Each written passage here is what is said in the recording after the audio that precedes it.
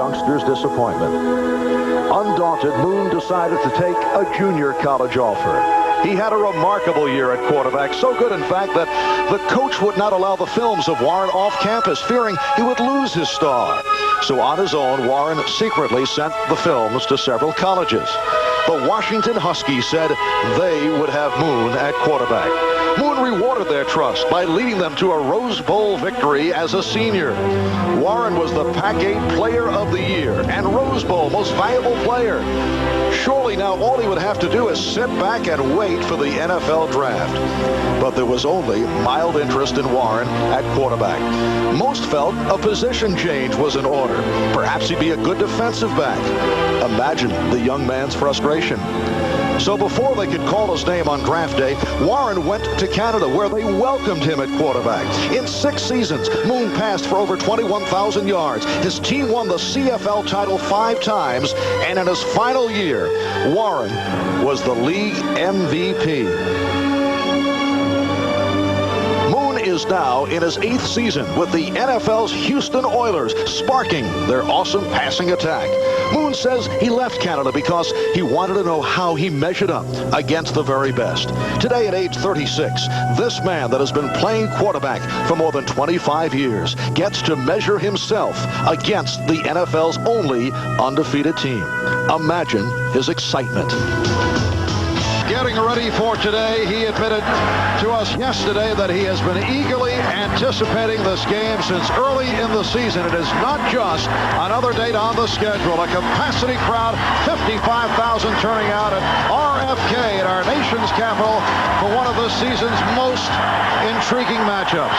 Hi, everybody. Marv Albert, along with Paul McGuire, doing our preparation for today's game. It became evident that these two clubs are so evenly matched, but if there is one area where the Redskins might have a decisive advantage, it is special teams. And of course, Paul, that could be a factor. When you look at special teams, punt return team, Brian Mitchell, the Redskins, number 30, leads the National Football League in returns. On the other hand, Houston, Ernest Givens goes back because he's one of the few guys that can catch a punt.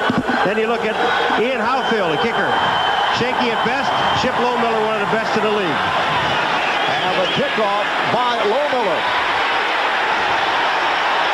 Gary Brown, the rookie from Penn State, handled very effectively on the return. And a look at that Houston offensive line, and they have played well. Maggs, Munchak, Matthews, Flannery, and Williams. Warren Moon running the run and shoot. Alan Pinkett, who comes off a strong game last week in the walloping of Cincinnati, and the Fab Four, Jeffries, Hill, Gibbons, and Duncan. Duncan last week against the Bengals, career best 9 catches, and did it for the most part with sideline patterns. It's a first down from the 16. It's the running back Pinkett across the 25-yard line. The Redskins came out in a 4-3 against the run and shoot. Mann, Williams, Johnson, Stokes up front. Charles Mann, 8 sacks, tied for second in that department in the NFL. This is the base defense of the Redskins.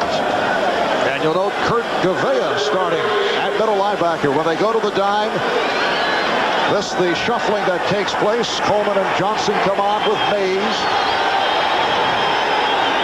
Oilers first down at the 27-yard line.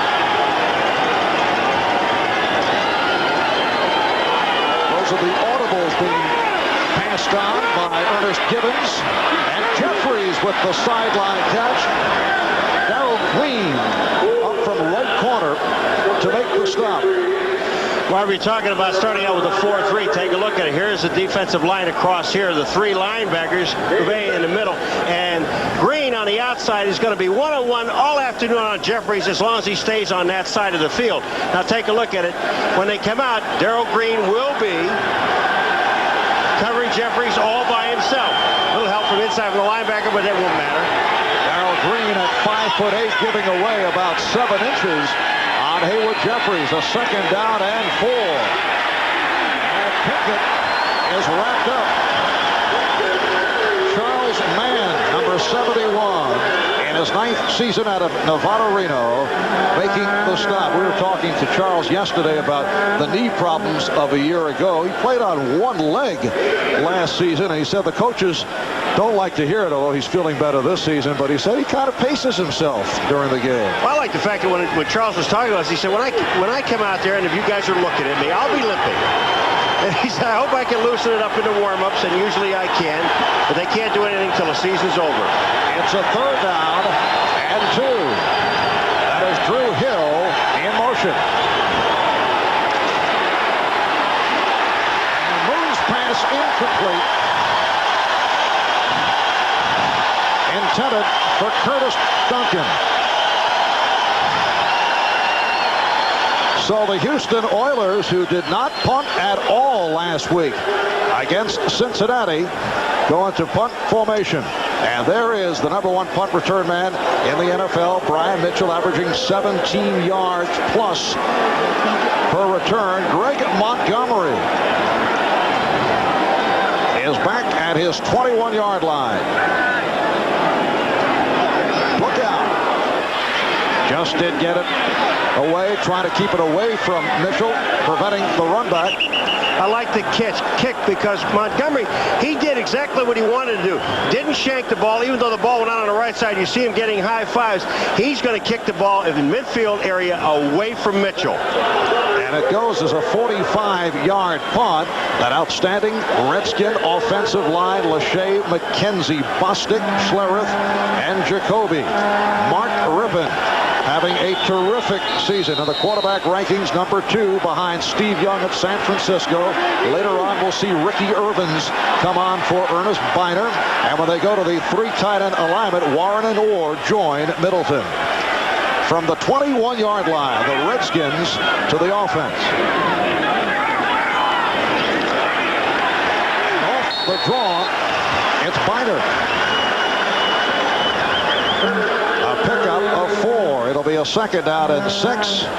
Houston, #1 defensively in the AFC. Fuller, Childress, Smith, and Jones up front. The linebackers have played well, keyed by Al Smith, who could be headed to his first Pro Bowl, in particular with Miami's John Offerdahl injured. Dishman and McDowell having Pro Bowl-type seasons. When they go to the nickel, the rookies, Robertson and Dumas, come on. From the 25, a 2nd down and 6. And Rippon to the sideline, but Monk could not hang on. They looked on the outside, Rippon that time, and there's Jim Eddy, the defensive coordinator of Houston, said one thing about this team: they have not been tested really inside with the running game they expected with Washington today.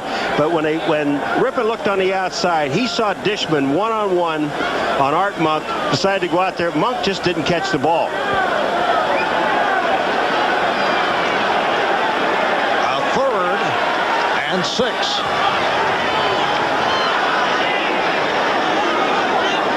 Monk splits to the right side.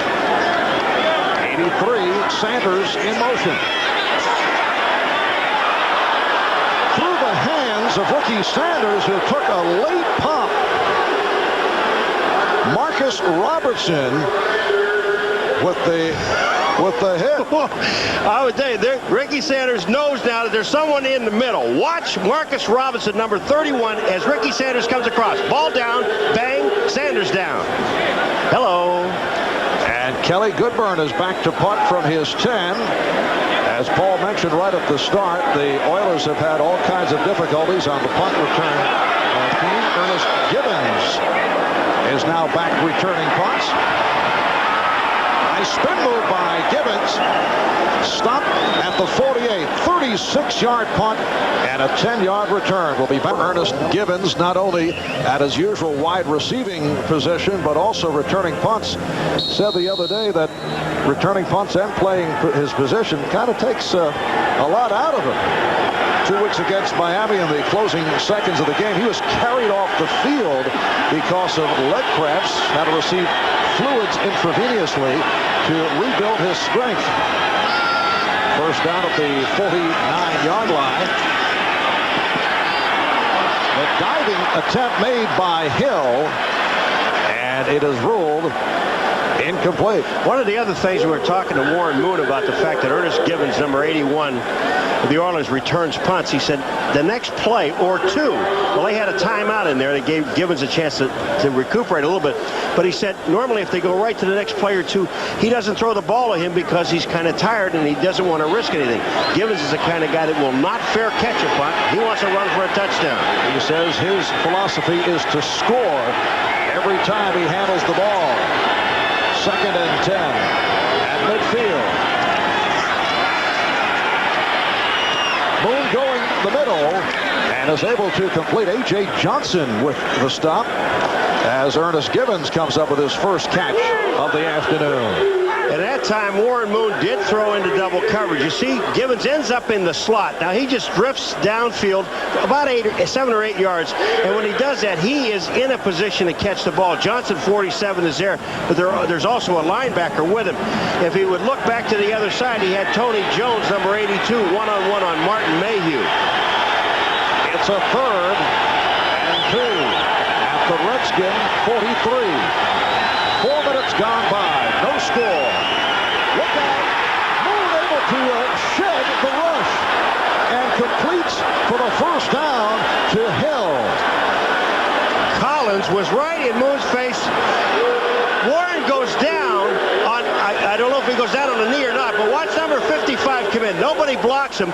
The left guard did not do anything. Moon just dips down, comes back up, and throws as he's coming back up. Gets the first down. That's great athletic ability. Look at this. Here comes Moon. Underneath, back up. Now the question is, if his knee is down, when he's hit, he's down. They let him go through with it because his knee never hit.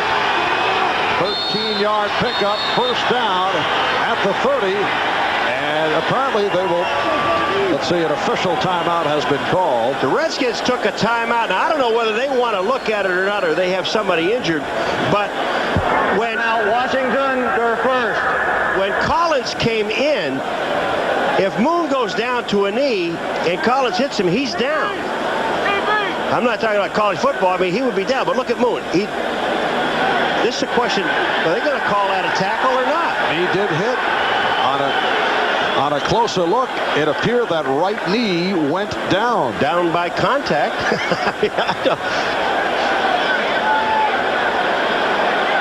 They've called stranger things. Here's Mooney. You can see definitely the knee is down. He is back up again. Gets the play off. And I believe the Redskins are saying he was tackled. He was down.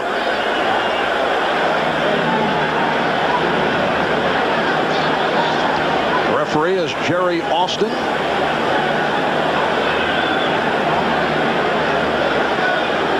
Five minutes have gone by in this first quarter. The Redskins have been so dominant here under Joe Gibbs. Last year they won 7 out of 8 at RFK, on the way to a mark of 10 up and 6 down. The only loss at the hands of the Giants. Redskins have won their last 9 here at home. Let's take a look at the Budweiser 10-minute ticker. Chicago and Buffalo getting off to the 3-0 lead. And nothing else to report on. We were talking last night at practice with Joe Gibbs. A practice, incidentally, that ended at 7:30 in the evening. Redskins believe in late practice sessions the day before games.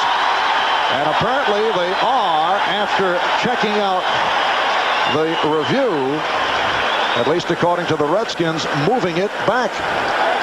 Well, you know, Moon, I know in college they say in the grasp. Now, he actually goes down to a knee, and we're still waiting for a result. The Redskins were clapping like they won the battle.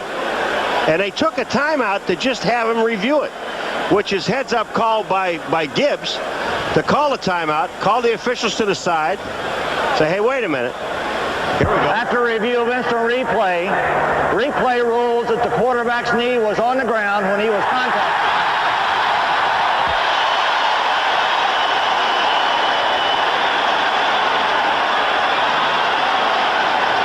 I scare myself sometimes, you know that? Now they're going to punt the ball because that becomes 4th down. What a heads-up call by the Redskins to call a timeout and actually give one away. In this case, really not giving it away because it worked out for him. It would have been 1st down, but about the 30-yard line. It is now 4th down, and the Oilers are going to have to punt.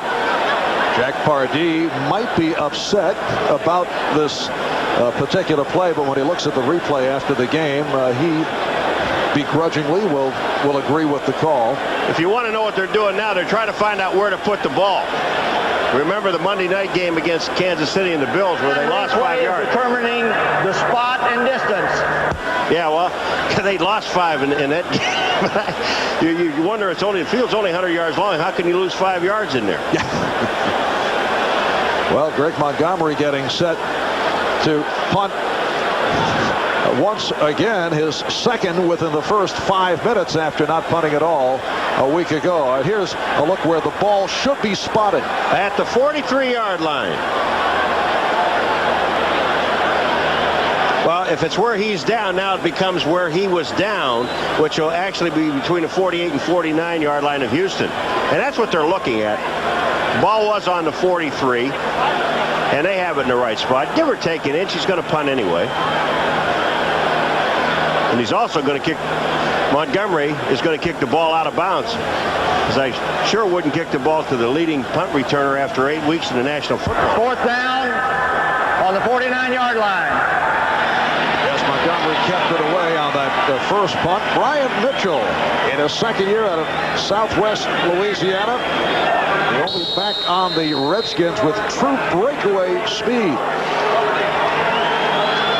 And Montgomery is back at his 35. Tried to angle it, but did not. And here's Mitchell. Oh. Whoa! Submarine across the 15-yard line by Eugene Seal. 45-yard punt. And an extraordinary footballing punch. Watch Eugene Seal come in here in the play. Mitchell goes up, then down on his head. Just excellent special teams by Houston. We talked about their special teams, Marv. The one thing about Houston, their coverage teams are fine. They're right up there in the top. It's their return teams that they have a problem with. And the Redskins from their 14-yard line. The lone deep back is Ernest Biner, who had his difficulties last week against the Giants, who shut him down. Going the middle, reaching out near the 20-yard line. Al Smith, the middle linebacker, made the stop. Al Smith, now, when you're playing middle linebacker, because the Redskins like to cut back, watch this. He gets out on the guard, or on the center, excuse me, and then comes back. Does not overrun the play, stays head up with Biner, keeps it down to about a 6-yard gain. I mean, that's his job. It should have been stopped at the line of scrimmage, but Al Smith has to play off the center first, who is Jeff Bostic, 53, and then get back into play. It is a 2nd down and 4. The 20. Houston and Washington, no score with 6 minutes gone by in the first. Biner close to the marker. We were chatting yesterday with Jim Eddy, the defensive coordinator for the Houston Oilers, and he has a very attacking, aggressive style defense, and he said even though it's worked well and they are number 1 of the AFC, that is also a concern because they can be over anxious, and particularly against a club like Washington with all those extra formations and so successful with play action and misdirection, they could be over eager and that could hurt them. Yeah, it really can. And their biggest problem, we were looking at Jim Eddy in our meetings with him the last couple of weeks. He's over aggressive. I mean, he's a great guy to talk to. You can see him.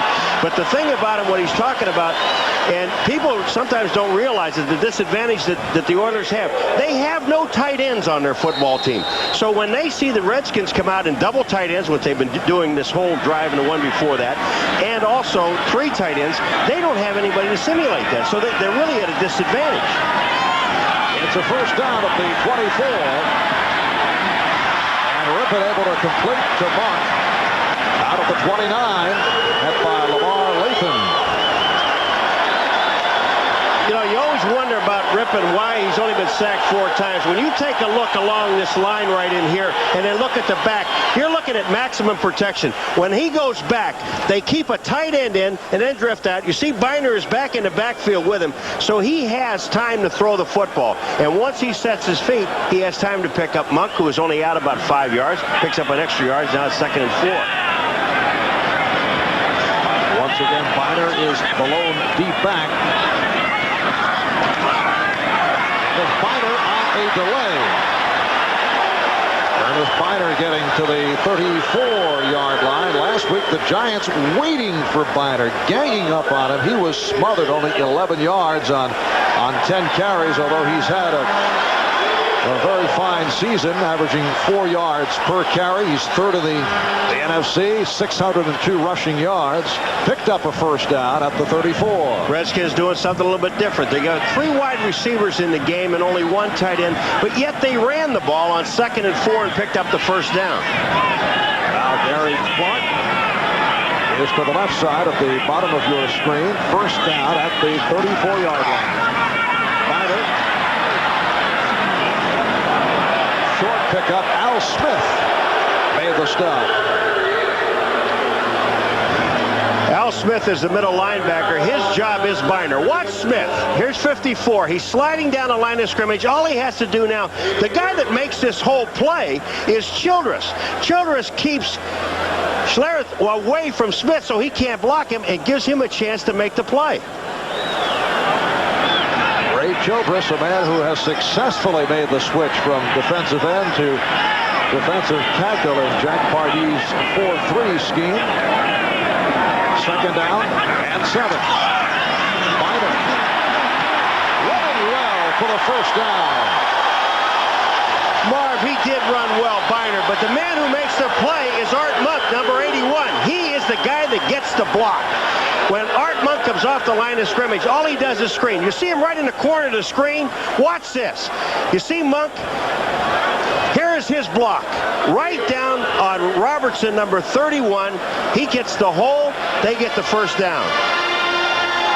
6 minutes remaining.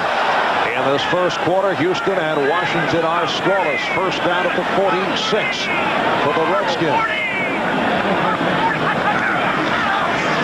It's the second back coming through. Once again, Biner with the Redskins controlling the ball. Richard Johnson made the tackle. They're going right up the middle, and Jim Eddy said, we're going to be tested today up the middle. We're going to find out how good the middle of our defensive line is with Smith and Childress. And that time, the center, Jeff Bostic, got a block on Al Smith, number 54, the middle linebacker, and it opened that hole for a 6-yard gain. Yes, Eddie said that the Oilers could be vulnerable to runs up the middle. They have not been challenged by an inside running game. We have 3 tight ends in the ball game now. You've got Middleton, Warren, and Orr in the game. And with 3 tight ends, there is only 1 wide receiver. And that's where you really have to be careful. The 1 wide receiver is Ricky Sanders. And you just got to not forget about him. Dishman is playing him now man-to-man, but he must stay with him. 2nd down and 3 at the Houston 47. Crowd looking for movement. No flags. Biner stopped back behind the line.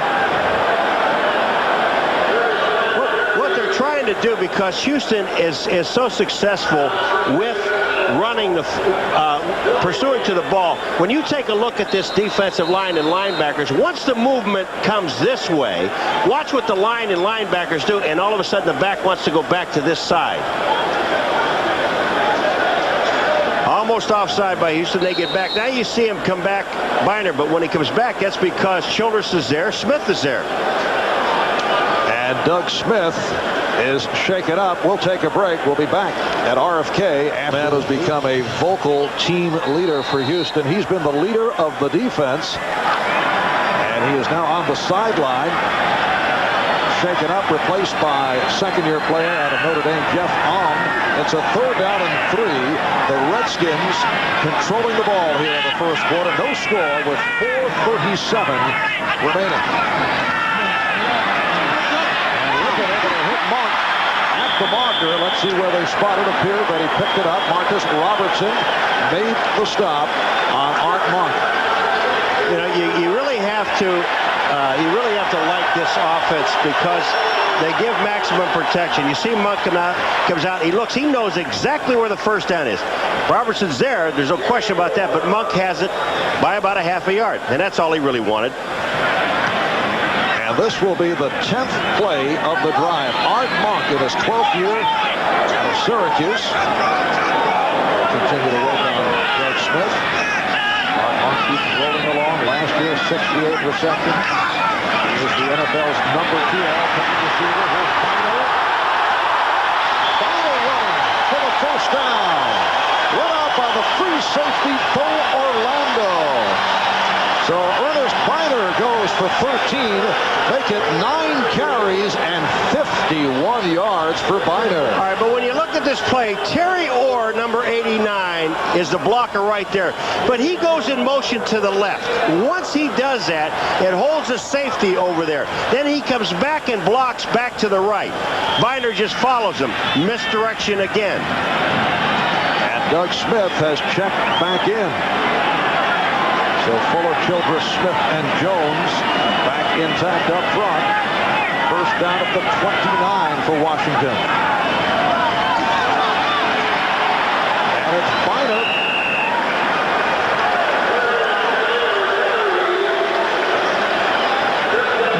This is where the counter gap comes. But here's what happens. You see that this tight end right here, he's going to come this way to seal the backside. Then you're going to see the right guard and right tackle pull. And that's where the way they run it. They've got to seal it back. There he is sealing on the backside. And once Orr does that, it allows the tackle and the guard to come back into the hole. Well, this is a drive that started on Washington's 14, and it's now 2nd and 7 at the 26. Ricky Irvins has come on for Biner, and this is Irvin. He usually comes in with the fresh legs, goes 5'7". He says 5'7" and 3/4. And he was stopped by Lamar Lathan. Looked like he and Lathan exchanged words. What did we talk to Darrell Green yesterday? What did he say? He's 5'8 and a half. I mean, why? Actually, Darrell claims that he's shorter because he wants it to appear it's even a tougher task going against Hayward Jeffries. It's tough enough. It's a 3rd and 2 at the 21.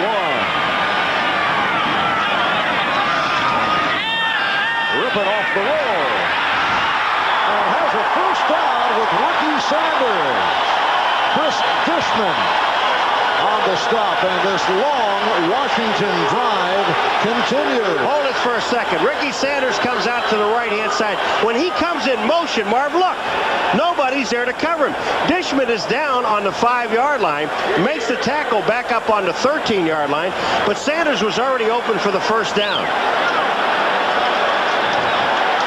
This, the 14th play of the drive, minute and a half to go first quarter. Washington has had the ball most of the quarter. First down at the 13. Irvin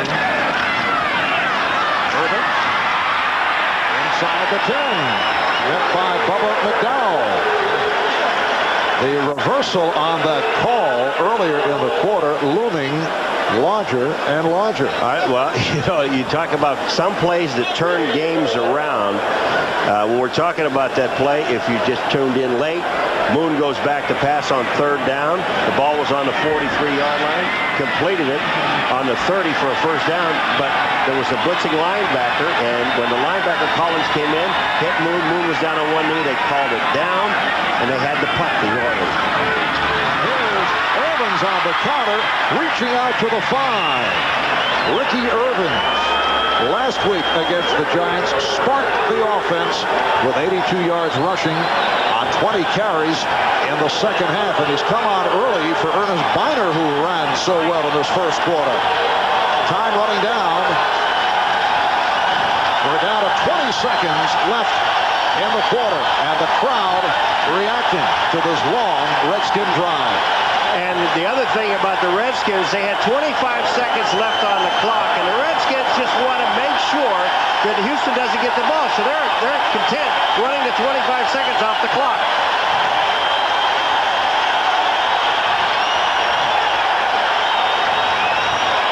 battle. Marv Albert with Paul McGuire. Houston and Washington, no score as we head to the second period. And the Redskins have controlled the ball for 10 minutes and 43 seconds. Look at that current drive. 15 plays, 81 yards. The Houston defense on the field for a long time. It's a 3rd down and 2. The ball is at the 5. Biner back as the lone setback. Here's Biner. He's hit down. Lamar Latham, the second-year player out of the University of Houston, with the hit. All right, now, this is interesting, Marv. When you take a look, they're going to kick a field goal. They're going to kick a field goal here on this play, but the Redskins came out with 3 wide receivers and tried to spread out the defense. When they did that, they thought that, well, we'll run the ball off tackle. But Latham didn't take any fake at all. He made the play actually right at the line of scrimmage. It was 3rd and 2. It's now 4th and 2. Redskins in the field goal. And here is Chip Lohmiller attempting from 21 yards away. Jeff Rutledge will hold. And he pounds it through to make it 16 of 20 for the season. And a 3-0 lead ticker, and it has been a field goal festival of the early going around the NFL. Yo. Kicked off by Lohmiller. A deep one. And Alan Pinkett will stay right there. So they'll bring it out to the 20-yard line. I know this one of your favorite moments during the course of the day, Paul. Here it is, the Xerox Sports Facts. You remember how this works? You don't tell the answer. Okay. We give it later on. Who is the NFL's leading scorer over the last 4 years? Mull it over. Wayne Gretzky. Paul, it's amazing how the NFL, I'm sorry. You have these facts at your fingertips. I thought you said NHL. I'm really sorry. So Chip Lohmiller is the answer. It's a 1st down at the 20 for the Houston Oilers. You gave a lot of time to think about it, didn't you? Really, 3-0. Almost picked off by Wilbur Marshall. He's trying to get the ball to Ernest Givens, number 81, and Wilbur Marshall was just there, and he drops the ball. Ernest Givens comes out, and when he throws the ball, it is just unbelievable that they almost have the interception. Here comes Ernest. He's hesitating when he comes off the line of scrimmage. Wilbur Marshall is right there. He catches it. He walks home.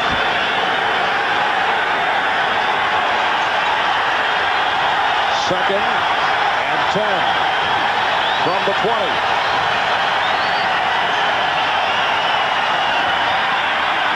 Pinkett working hard to pick up short yardage. Andre Collins making the stop. Alan Pinkett last week ran for 86 yards against Cincinnati. A local product. He is from this area. In fact, makes no bones about it. He says he grew up rooting for the Redskins. That is Kevin Gilbride, the offensive coordinator for the Houston Oilers, facing his biggest test of the season. 3rd and 7.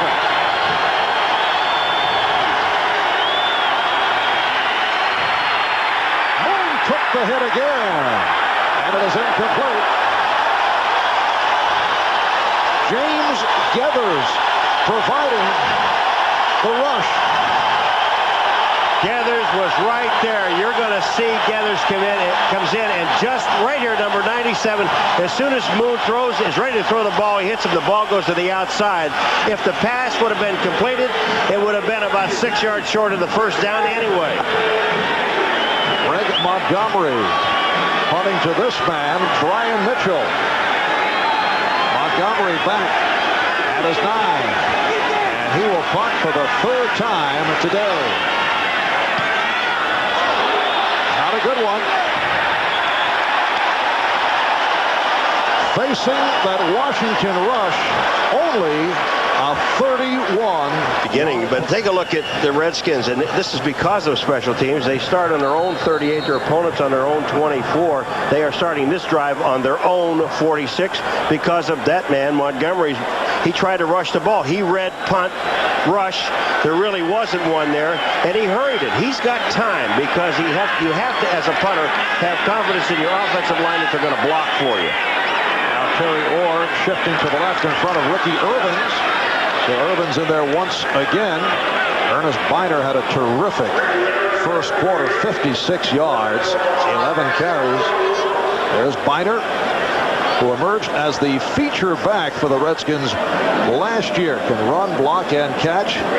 What a trade that was. Acquired by Washington in April of '89 from Cleveland in a steal for running back Mike Oliphant.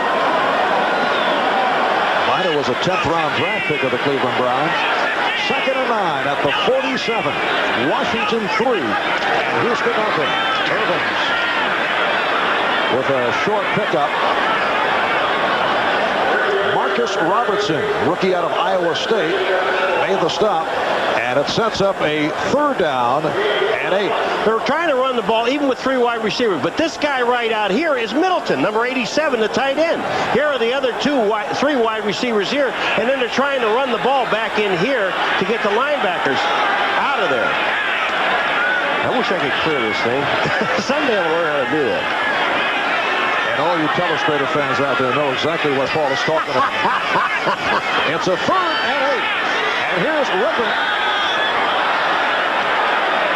Somewhere in the area, Ricky Sanders. And it will be a punt situation now for the Washington Redskins. Kelly Goodburn checking in. What happened is Gary Clark, number 84, came down on the left side and stopped. He did not finish his route. Watch Gary Clark as he comes down the field. Okay, right here he sets up instead of coming across. You see the ball go by, and Ripper was hoping he was going to come into the middle. Ernest Gibbons is back. Good kick. Goodburn likes to go for the hang time, and he certainly got it there, plus the roll.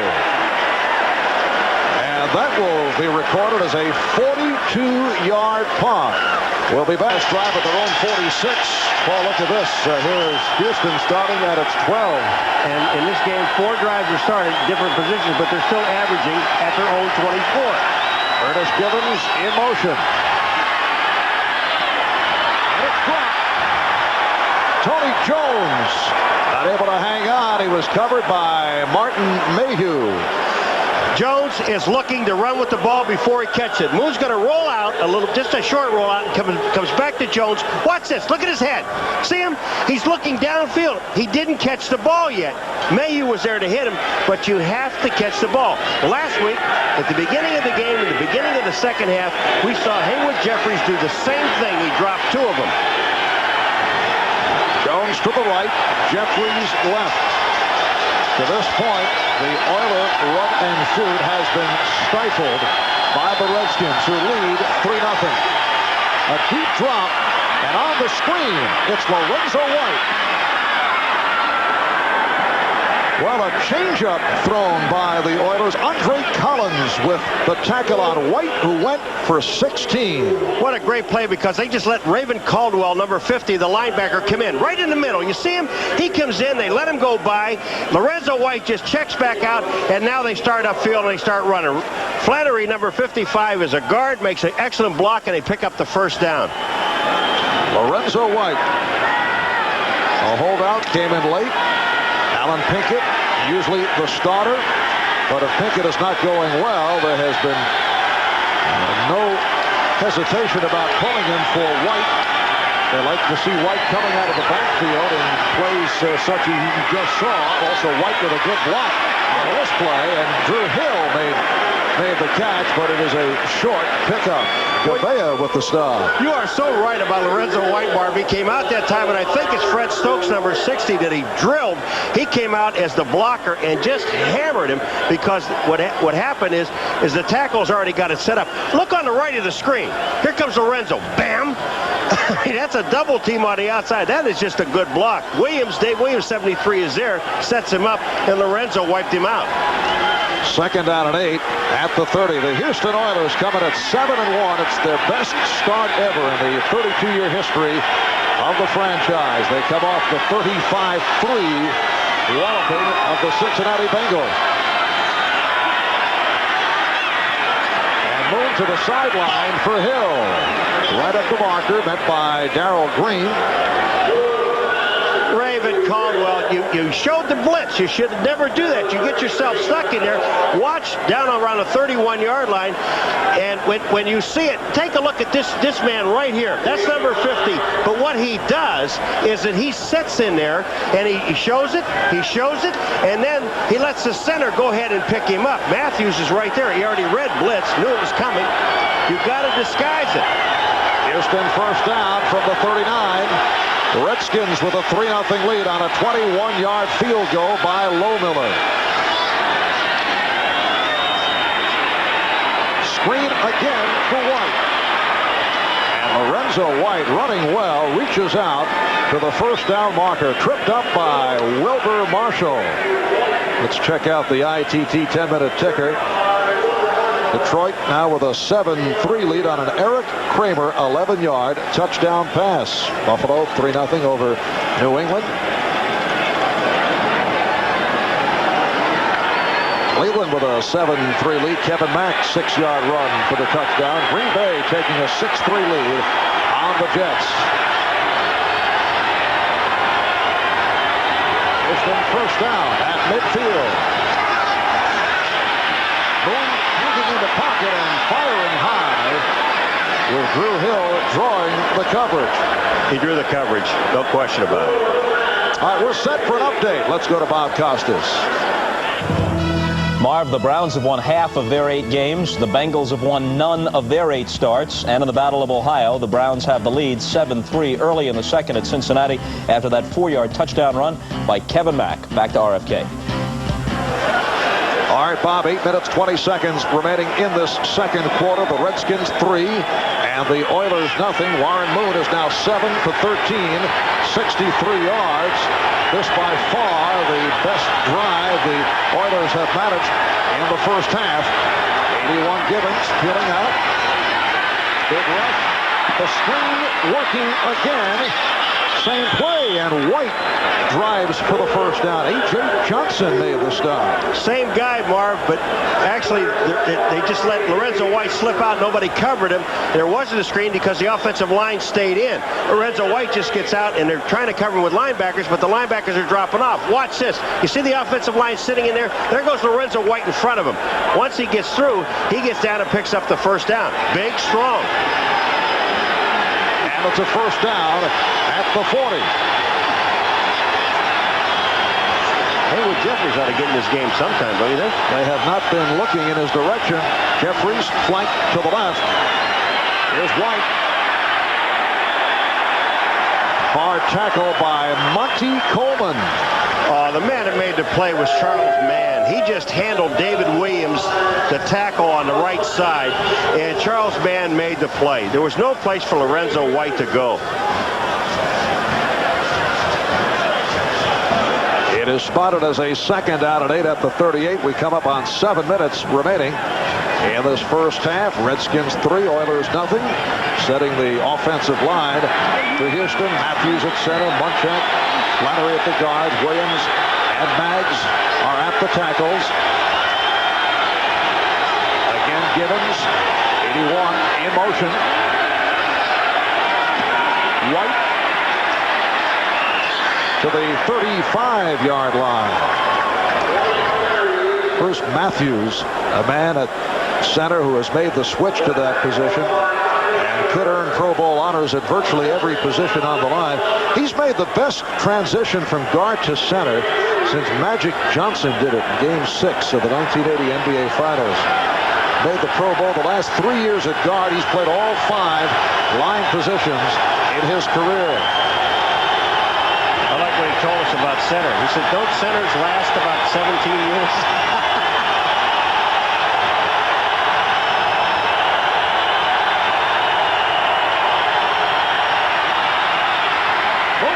Jeffries and the first down. Well, you were inquiring about Haywood Jeffries, and for Haywood, that is his second catch of the day. And you have the two best cover men that they have covering Haywood Jeffries. When you see Jeffries come down, there's Green, but on the inside is going to be Wilbur Marshall, 58. Here he comes back to the inside, but Jeffries just hooked up inside for the first down, not going deep. They're patient. The Redskins on their drive were very patient. We were talking about the height differential between Green and Jeffries. Green telling us earlier in his career at times he'd match up with 6'8" Harold Carmichael, one-time the Eagle. Said Carmichael one time spun him around so badly, as you see White get the call. Grabbed his head, spun him around. Darrell said that was kind of a frightening experience. You know, it really was funny, though. Darrell said, I'm so short that I'm out there, and here comes Carmichael down, and most guys will try to grab your shoulder and spin you around, but he was so tall on me that he just grabbed my head, and I looked like a top. He said, he turned me around, and I ended up down at his feet. Darrell with a bizarre sense of humor. He's very, very good. A native of Houston, and having another superb season. Second down and 4 at the 16. Man couldn't find anyone. Covered up by Monty Coleman. So coming up, the 13th play of this Houston drive. Well, there was no place for Moon to go, and the blitz was on to the outside. Fred Stokes came up as a defensive lineman. There was one of the linebackers was in the game, Monty Coleman, number 51, so they were blitzing. And that time, Moon read it very well, picked up about 4 yards. That was sitting in a third and about 1.5. Remember, there are no tight ends on this football team, so they've got to go with 4 wide receivers. Jones to the right, Jeffries left, Gibbons in the slot. White with the first down at the 10. Matt Millen making the tackle on Lorenzo White. You know what I like about this play? If we could just hold this once we start the play with Lorenzo White, Moon runs to him. Watch this. Here comes White, and he gives Lorenzo White a chance now to pick his hole. Here comes Moon out. Can we stop it? Right here. Now look at White. He can look at the whole field now, Marv, and just say, okay, now all I need to do is cut right there, and I've got the first down. With that kind of running look, he gives him a chance to pick his hole. Doesn't have to be to the right, straight ahead. Could be anywhere. Oh, very impressive replay work. Hey, John Gonzalez and John Francis are good. Not great, good. Yeah, just good. And a first down at the 10-yard line. Moon stepping up, fires, broken up. Gibbons could not hang on. Hit by the free safety, number 27, Brad Edwards. Well, Gibbons is looking for a call there, but first of all, Moon really had to fire this ball. Watch this line the ball is on. Bam! It goes in there. You got to give Brad Edwards credit for just great coverage. Gibbons had no chance of catching that ball. Even if it would have been wide open, it might have knocked his head off. It is a second and 10. 15th play of the drive. So Houston answering the Redskins hanging out of the football by holding on for almost 9 minutes here in the second quarter. Moon took a hit. He was looking for Haywood Jeffries the entire way, and Darrell Green had him covered man-to-man. Darrell Green told us yesterday, I want to be alone with a receiver on the outside. I don't need help. Ernest Gibbons, when you see him, he's sitting down in here. Can we do this on? He kicks the ground twice, and when he does that, he's just telling him it's an automatic pass play that Haywood Jeffries is going to be single on the outside. That is his signal. But because of this very loud and enthusiastic crowd here at RFK Stadium, look out. Gibbons, Marv,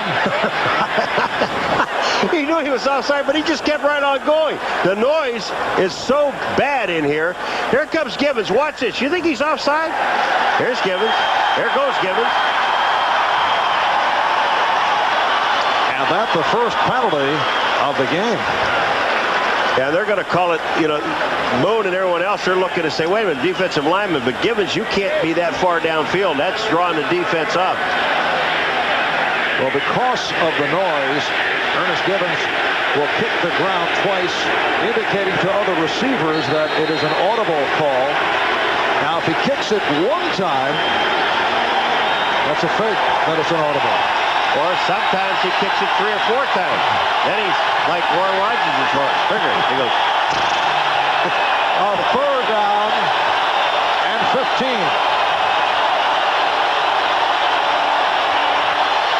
Moon completing short of the first down. Big hit leveled by Darrell Green. I said Darrell Green is good. He is real good. He was on Haywood Jeffries, number 84. He leaves him when he sees the ball thrown and makes the tackle on Drew Hill. That's heads-up defense. And the field goal unit has come on. Ian Halfield, who, as we mentioned earlier, has had more than his share of problems. Last week, missed 2 extra points plus a 45-yard field goal. Got a bad snap on another extra point attempt. Has a new holder in the punter, Greg Montgomery. 25-yard attempt. And he's tied the game. Houston and Washington in an exchange of field goals after long drives. 2 minutes to go. For the syndication rights to your cable television show in Buffalo. And Bill did not seem to be extremely interested, I should point out. Well, I try to sell it to you first. There's his mother right next to him. Well, Bill Cosby on hand. Here at RFK Stadium, the Oilers and the Redskins tied at 3. The return by Brian Mitchell. Well, Brian hears it from the crowd, running it for 24 yards. The ticker, Detroit with that 7-3 lead on Chicago. Buffalo 6-zip. San Francisco with the score. Steve Young, 97-yard touchdown pass. John Taylor catching the TD. Cleveland now 14-3 over 0-8 Cincinnati. Here in Washington, Houston and Washington tied at 3, just under 2 minutes remaining in the first half. Rippon set up the screen. Yes, a penalty flag is down. He hit his old man on the head. It's Lurton right in the head and Jacoby is coming off, but when he throws it out and it hit an offensive lineman, he didn't try to. Joe Jacoby limped off the field. Russ Grimm will replace him. Hit number 69 ineligible in the head. That's illegal touching. Lost it down. Second down. That's illegal heading. Hit him right in the head. You don't think that's a funny feeling? You're running out to get into the screen and bang, you get one in the head. Meanwhile, they're checking out the right tackle, Joe Jacoby. Pro Bowl man in the mid-'80s, a perennial Pro Bowl selection. Russ Grimm has come on for Jacoby. It'll be a 2nd and 10 at the 36. A 21-yard field goal by Lohmiller following a 17-play drive, and a 24-yard field goal by Halfield following a 17-play drive for the 3-3 score. Rippon nearly went down, completing to Biner. Al Smith made the stop. Joe Gibbs telling us yesterday that last Sunday night, Mark Rippon had his best night as a professional. He turned it after a lucky first half against the Giants. Not that his statistics were so impressive, 12 for 25, 159 yards, but the manner in which he brought his club from behind. Rippon able to pop it through to Sanders, and a first down. Lamar Lathan made the stop. And, you know, here's a team, the Redskins, now that are coming down the field. They're at the 50-yard line, and you think they would take a timeout after a long pass like that. They're not. They're going right at the line of scrimmage. Look out. Rippon got it off, and it was picked off. The pressure on Rippon leading to the interception. Lamar Lathan with his 3rd interception of the season. Fuller is the man, the Fuller rush man. Number 95 is the man that hits Rippon. I got a chance to use that line before you did.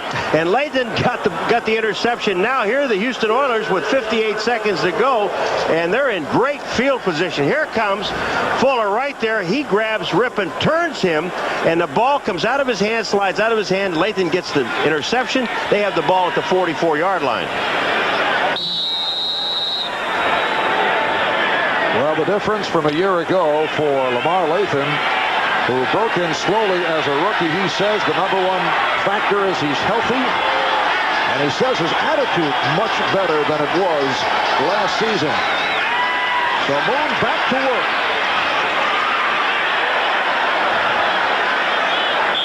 Warren Moon combining with Drew Hill. Wilbur Marshall made the stop. Lamar Lathan telling us that he feels that he made strong statements to the media last year unnecessarily. He said he'd be Rookie of the Year. He said he'd be an impact player right away. In effect, he talked too much and could not back it up. But he's been backing it up this season since the first 4 weeks. He claimed one of his superstitions was taking a swing at the play-by-play man before he can get underway. And I bought it. He's comfortable. Second down and 6. And Moon's pass is completed inside the 30-yard line to Curtis Duncan. Martin Mayhew on the stop, and that went for 23 yards. 41 seconds remaining in the half, and a timeout taken by Houston. We'll be back at RFK. Linebackers, but they have only 3 down linemen, and those are the only 3 guys that are sending. Moon has time to throw the ball. And that's, you know, you're only sending 3 people, and you have 5 offensive linemen blocking. It's tough to get to the quarterback. Houston first down at the Washington 29. Oh, and Lorenzo White could not hang on. It'll be a 2nd and 10. The Oilers now have 1 timeout remaining. Washington with 2 left. All right, this time it was just a little dump pass across the top. Not really a screen to Lorenzo White. They figured they'd get him out and let linebackers try to cover with him. Collins was there, number 55. Moon said, it was my fault. I threw the ball too high. If he hits him, it's only about a 6 or 7 yard gain, but it's down the middle of the field and closer for the field goal. That's what they're really looking for here. Like to get 7, we'll accept 3. Warren Moon is 12 for 21, 121 yards. 38 seconds remaining in the half. Moon taking the long look, has Jeffries wide open, and he has a first down. Haywood Jeffries run out by Darrell Green. Boy, I'm going to tell you, Lorenzo White made a great block on Charles Mann on the outside, but here's Jeffries. Watch this. Green's going to let him go. He goes downfield. He's looking somewhere else. Jeffries just drifts to the outside and then finds the out of bounds, stops the clock. But Lorenzo White, what a super block he got on Charles Mann. He came back out, helped out with the tackle. That's what he's in there for, blocking. It's a 14-yard advance, and now Houston with 31 seconds can think about the possibility of 6. First down at the 15. Look at big rush. White able to make the catch. Somehow Moon got it off, although he took that hit. They're hurry up. They're trying to get another playoff before. They only have 1 timeout. There's 15 seconds. He's throwing the ball away. All right, here's another look. Wilbur Marshall on the blitz. Somehow Moon was able to complete it. I'm sorry, Mark, but Wilbur is on the blitz, and when he comes on the blitz, the guy that really makes a super play that saves touchdown is Collins. Now, Wilbur Marshall is over here on the top side. No, he's not on the top side. I'm sorry. He's going to make the blitz up the middle is where he's coming from, and he's on the left side of the offense where he blitzes. But here's the play I'm talking about. Look at Collins, 55. He comes back to make the tackle on Lorenzo White. Here comes Wilbur, 58. Moon does not see him. It's on the backside. Never gets there. But Collins is the guy, number 55, that makes the super play. 14 seconds to go. 3rd and 3 at the 8. Time running down. First half. White with the screen pass. And And now the timeout is taken to stop the clock with 7 seconds remaining. Wilbur Marshall putting the clamps on Lorenzo White. And we'll be back with the field by Ian Hofield, who for the season is 12 for 16. He hit from 24 earlier in the half.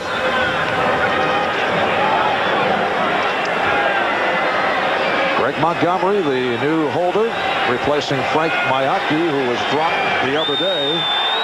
7 seconds to go in this first half.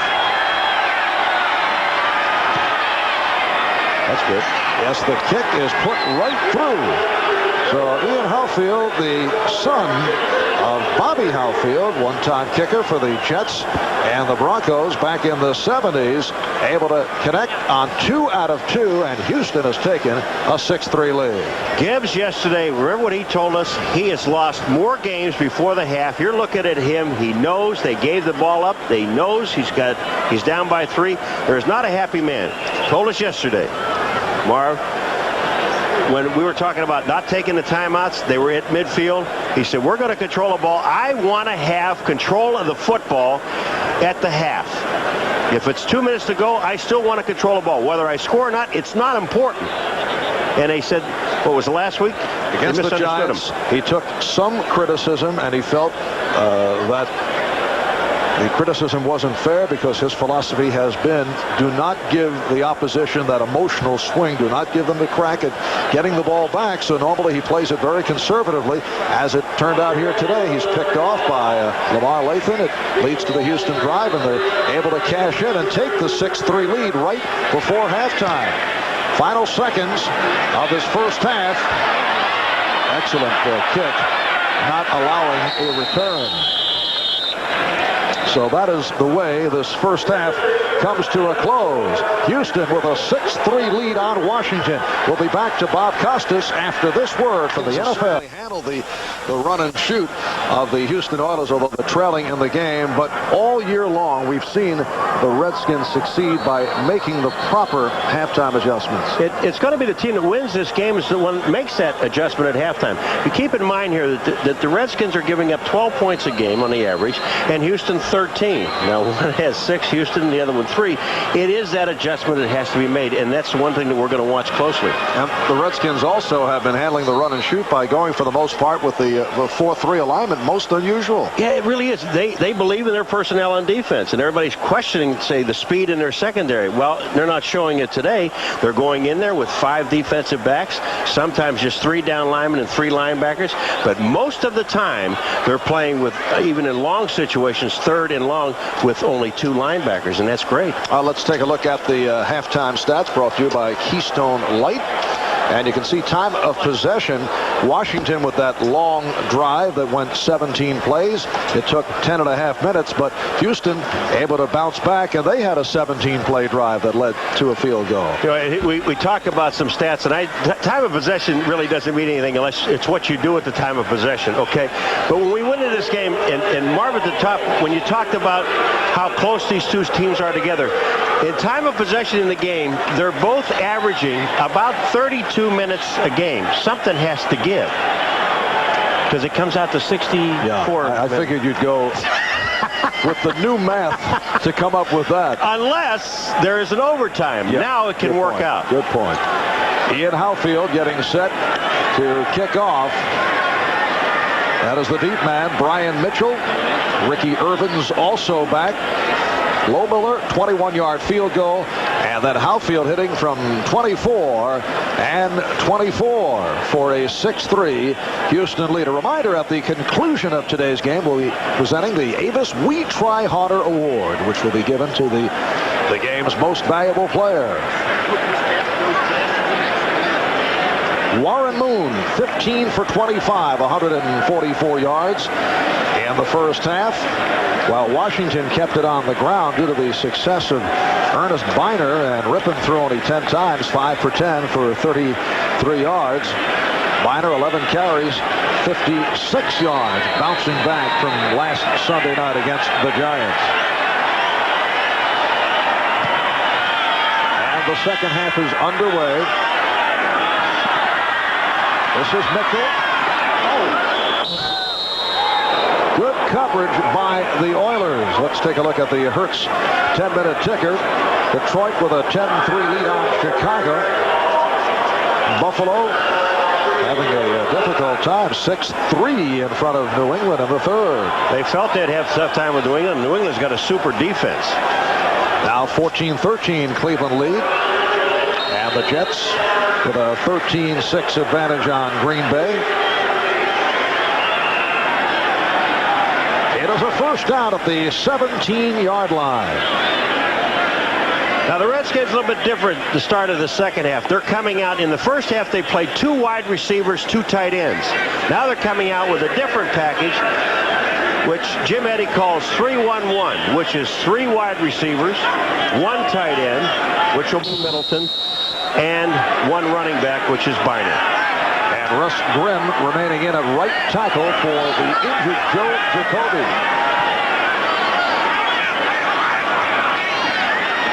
The play action. Art Monk stopped by Chris Dishman. Well, Mark Rypien over the years has been hard hit by injury. Take a look at this profile. 86 injured reserve, 87 the same, 88 the shoulder kept him out. But today his 9th consecutive start, which is good news for the Redskins.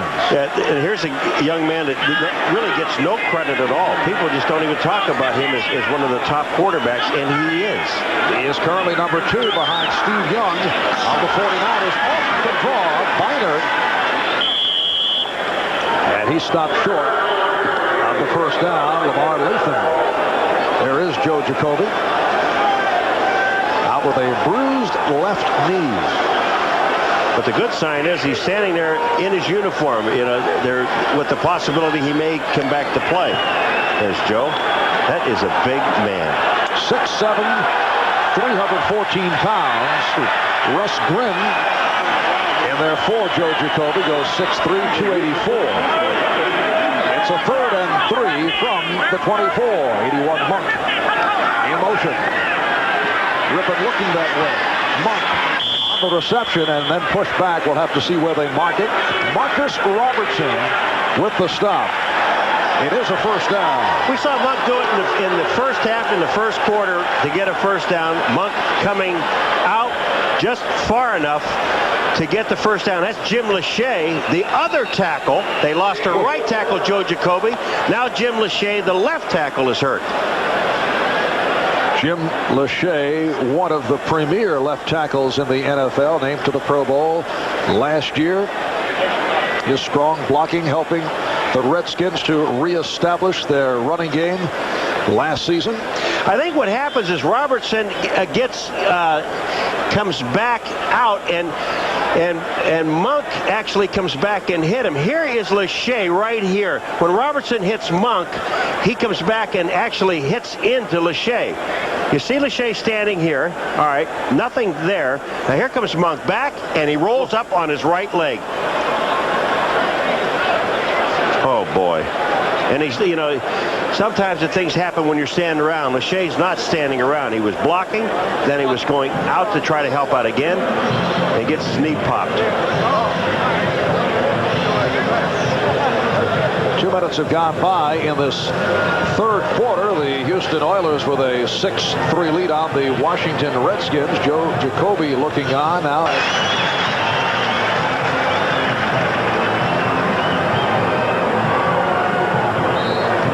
When we resume, it is a first down at the 28. And it appears that Mark Addix, a 6-year man out of Baylor wearing number 61, will replace Jim Lachey. There he is, known as a finesse type offensive lineman. Paul, that's the scouting report. It's good. A strange look. Ripping off the puck. Almost intercepted. Lathan had a shot to come up with his second intercept of the day. That pass intended for Gary Clark, who has not caught one yet this afternoon. Okay, watch Rippon. Now he's going to sit and he's looking. He's just sitting there looking at Ricky Sanders. He keeps his eye on him. Lathan reads his eyes and moves in and almost makes the interception. You can't telegraph it and then throw it. Rippon now 7 for 13, 42 yards. It's a second down and 10 from the 28. And it's caught by Monk, but short of the first down. Bubba McDowell on the tackle. Bubba McDowell having a terrific season in his third year out of Miami. They continue to work on Jim Lachey, who was just forced to the sideline. Houston, if you look at the defense and you think about the pass receptions that Monk has caught so far and the other receivers, they're all short passes, anywhere between 5 and 6 yards, and they're not picking up any more yardage after they catch it. Once again, Monk in motion. And Rippon completes for the first down to Sanders. Marcus Robertson on the stop. Ricky Sanders is playing right out on the outside the tight end, who is Ron Middleton. Middleton clears out. Ricky Sanders comes underneath. There's Dishman. He can't make the play. And Ricky Sanders picks up the first down. But again, let's reinforce one thing about Mark Rippon. He uses maximum protection. Usually keeps the tight end in and also the back. Very tough for the opposition to get at Rippon, who now is throwing the long ball. Intended for Clark. Richard Johnson made his return today after sitting out 2 games with a knee injury on the coverage of Clark, who last week caught 2 touchdowns against the Giants in a bounce back after he had dropped that certain touchdown pass. I like what Dishman did to Johnson, going down and congratulating him, but Gary Clark had him beat. If that ball's on target, it may not be a touchdown, but the ball would have been inside the 15-yard line. Gary Clark has terrific acceleration. Very few quarterbacks can stay with him. Second down and 10 at the 42. 3.5 gone by in the third. It's Houston 6 and Washington 3. And it's blown dead. Ricky Irvins back as the lone deep back. Delay a game, offense, 5 yards, still second down. It'll be set back to a second down and 15 back at the 37. You know, when you lose your 2 starting tackles that are starting all year long and playing well, and then all of a sudden, I know the backups are capable. I'm not saying anything against them. What I'm saying is that they don't get as much work as the starters do, and there's some of the offense that they're really not sure of yet, so it cuts it down a little bit.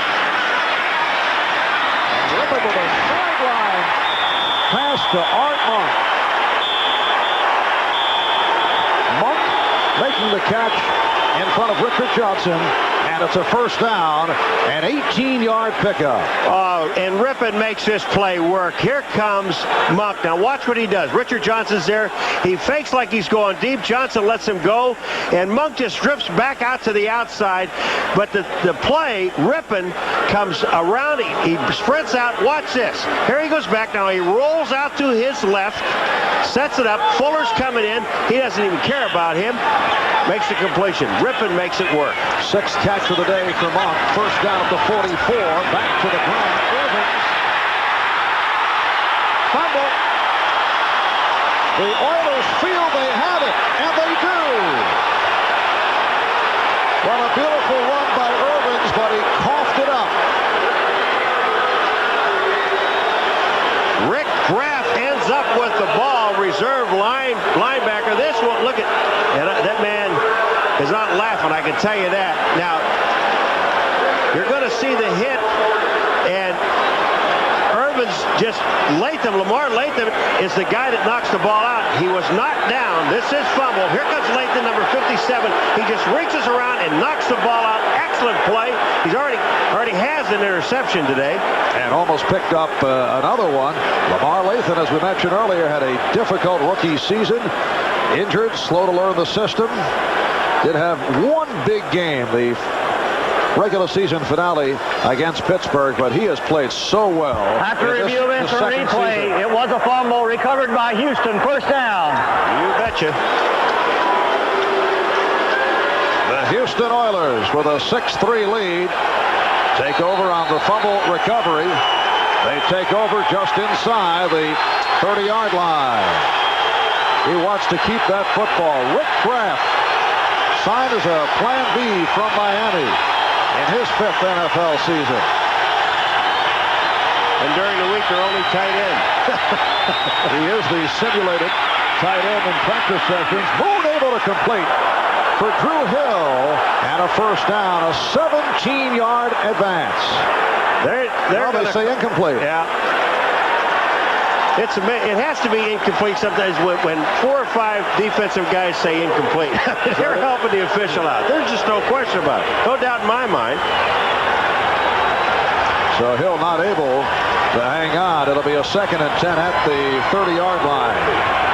Okay, here comes Drew Hill inside, and he really did. There it is, the ball behind him. You can see it there. He just didn't have control of the ball. One-time Washington Redskin player and head coach Jack Pardee, and that's the defensive coordinator, Jim Eddy. And there's Jack Pardee again. You got to be quick. I'm telling you, you got to be quick. These guys are moving on you, man.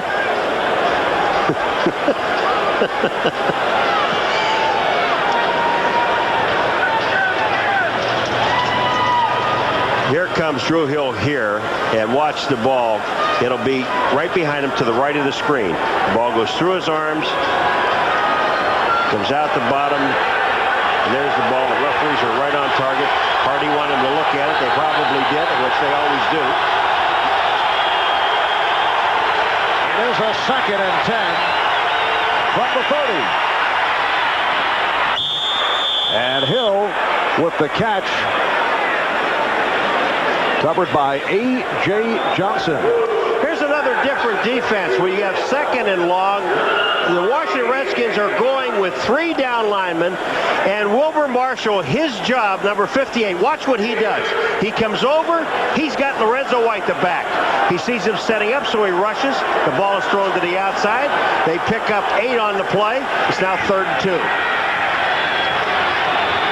Jeffries to the left, now Duncan right. Lorenzo White in the backfield.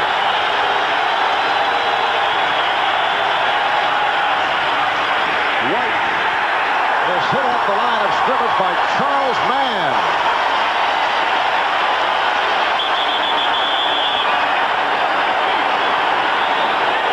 And so the Houston Oilers are stopped, and Montgomery will come on to punt.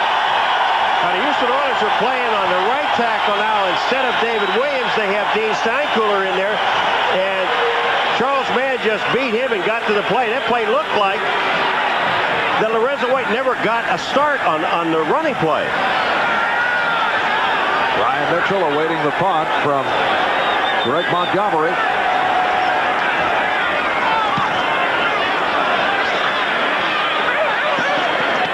And the fair catch indicated by Mitchell. A 47-yard punt by Montgomery Stadium in Washington. 9:25 remaining in this 3rd quarter. And the Oilers with a 6-3 lead on the Redskins, who go back to the offense. It is broken up. Chris Dishman got a piece of it. The pass intended for Gary Clark. Dishman was right there, and he thought he had his 8th straight turnover. Watch Rippon again. Play action pass, but he's telegraphing it. He's just standing there looking. He looks where he's throwing. Look at Dishman is just sitting there waiting on the ball. If Dishman attacks the ball, he may have had the interception, but he collided with Clark. But I'm surprised that Rippon's standing there looking at one man, Gary Clark, tipping it off. Remember, he did it before. Lathan almost got the interception. Chris Dishman having an outstanding season. 5 interceptions for the year. 2nd down and 10, back at the 16. again. Ernest Biner. Look at the Hertz 10-minute ticker. Detroit now 10-3 over Chicago. Buffalo extends to 13-3 on New England. San Francisco on that 97-yard touchdown pass. Young to Taylor with a 7-0 lead. Browns by 1 over Cincinnati. Jets 13-6 on Green Bay, and Tampa Bay 6-0 in front of Minnesota. It's a 3rd down and 3 from the 23.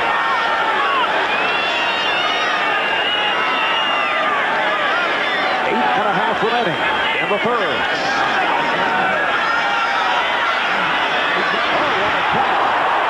Monk picks up the 1st down.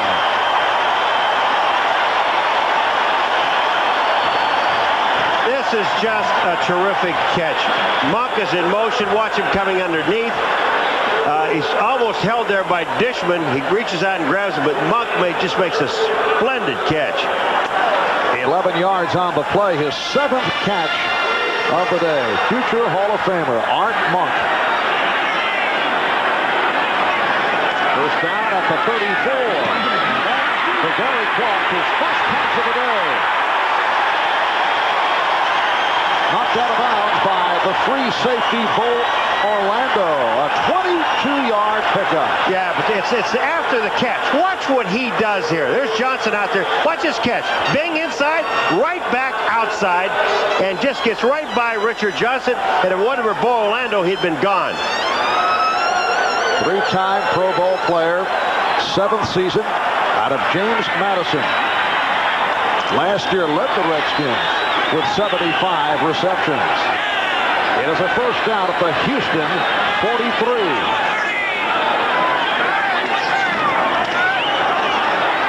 Inside handoff, handled by Biner.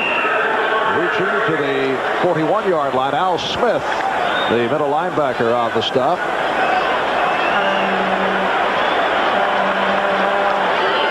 Well, Vice President Dan Quayle on hand, a guest of Jack Ken Cook, chairman of the board of the Washington Redskins. Vice President's hometown team, the Indianapolis Colts, having a rugged time this season. Having a slow start.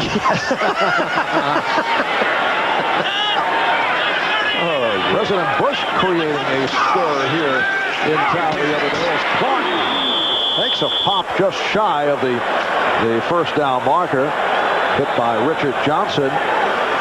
President Bush came out and said that he wants the Oilers to beat the Washington Redskins. That's a hit. Now, when you get popping like that, the only problem with that play is for Richard Johnson is this. When you make that commitment to come up, you better make sure the ball is thrown, because all of a sudden he's going to just hitch, turn around and go, and you're going to be standing there. It is a 3rd and less than a yard with 6 minutes to go in the 3rd. And the 1st down is picked up by Gerald Riggs, who just checked in. His 1st carry of the day. Doug Smith made the stop. Well, the other day, President George Bush came out and said, no question, he wants the Oilers to beat the Washington Redskins. President calls Houston home, and he called Oilers head coach Jack Pardee to wish the team well in their game with the Redskins. Pardee said that the President said he thought a lot of Coach Gibbs, but he has to go for his hometown, covering all possible bases. It is a 1st down.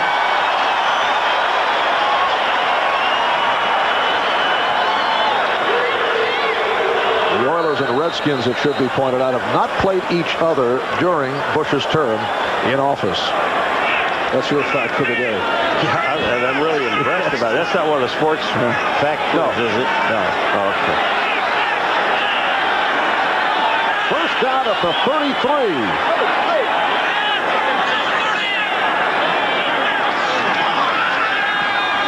There it is. And Ripper going deep. Remember I told you Gary Clark is going to go down, hook up, and then go? Well, he did. He went down and he hooked up and started to go. Richard Johnson played it very well, but Gary Clark stopped. Watch it. Here he comes. So we just talked about a moment ago. Stops. He goes by. Johnson is there. And look at this. He stops for some reason. Didn't finish it. Mark Rippon has been hitting the deep passes this year, something he had not accomplished in the past. The Redskins were not looking to go deep. Ernest Biner back as the lone deep back. 9th play of the drive. 2nd down and 10. Rippon and connects with the floater with Clark. Richard Johnson on the coverage. That'll be just short of the first down. I think Monk wanted Rippon to throw him the ball. He was standing out in the slot uncovered. There wasn't a defensive man on Art Monk. Here's Art Monk sitting out on the outside. Take a look right here. Look at, there's nobody here. There's a linebacker way to the inside and a safety back here. So there's actually nobody there. Here comes Monk. Look at him. All he has to do is just stand up and pop him with the ball. And now Biner and Riggs in the backfield. Second back coming through.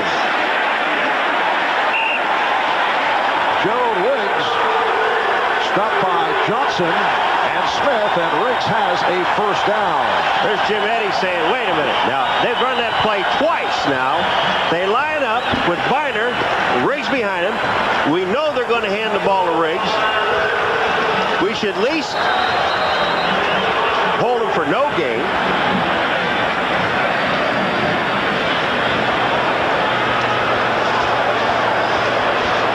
And once again, Doug Smith is shaken up.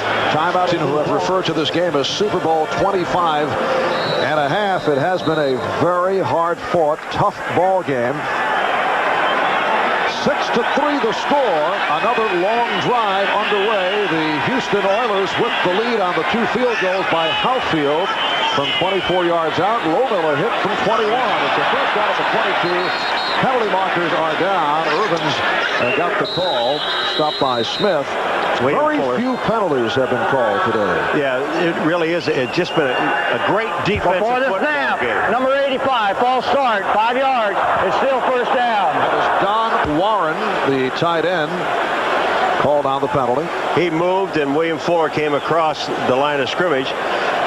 We were talking about this in the break about what a great defensive football game this is. You're looking at teams taking this is our 4th long drive basically that may end up in another field goal in this ball game when you're looking at overtime. I'm not. You are. You have this all wrapped up. The entire script. Yeah, I got it ready. That was only the 4th penalty of the day. 1 against Houston, 3 called on Washington. 1st and 15. And Rippon with the strong pass for Clark, who took a shot from Bubba McDowell. Boy, don't you love to just see hitting like this, and they both get up, Gary Clark and Bubba McDowell, number 25. Watch this collision.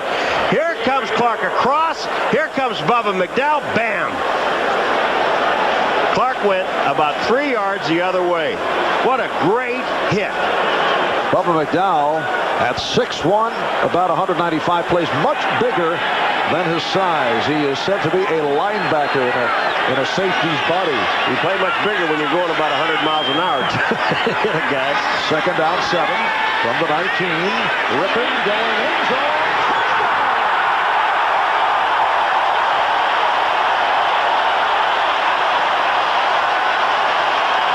However, a flag is down. Illegal hand to the face mask, number 69. 10 yards, still 2nd down. So Ricky Irvins, with the head down, had to walk back the other way as he lost the touchdown. Well, you're looking at, first of all, Irving's going downfield, and Ricky was being, Lamar Latham was covering him. But you're going to see some holding about right there. That is Mark Schlereth, the right guard in his 3rd season out of Idaho. And they didn't call holding, they called hands to the face. What a tough break. 2nd and 17. Back at the 29. Again, it's Clark. He had to make the adjustment, came back for it. Stopped by Richard Johnson. That's an excellent call because you have 2nd down and about 21 to go. You pick up 10 of it or 11 of it. You got 3rd down and 10. Get half. Now try to get the other half. It's a lot easier getting 10 than it is 21. And Clark with his 5th catch of the day, all on this long Washington drive. We're down to 2:20 remaining in the 3rd quarter. Redskins trailing the Oilers by the score of 6-3.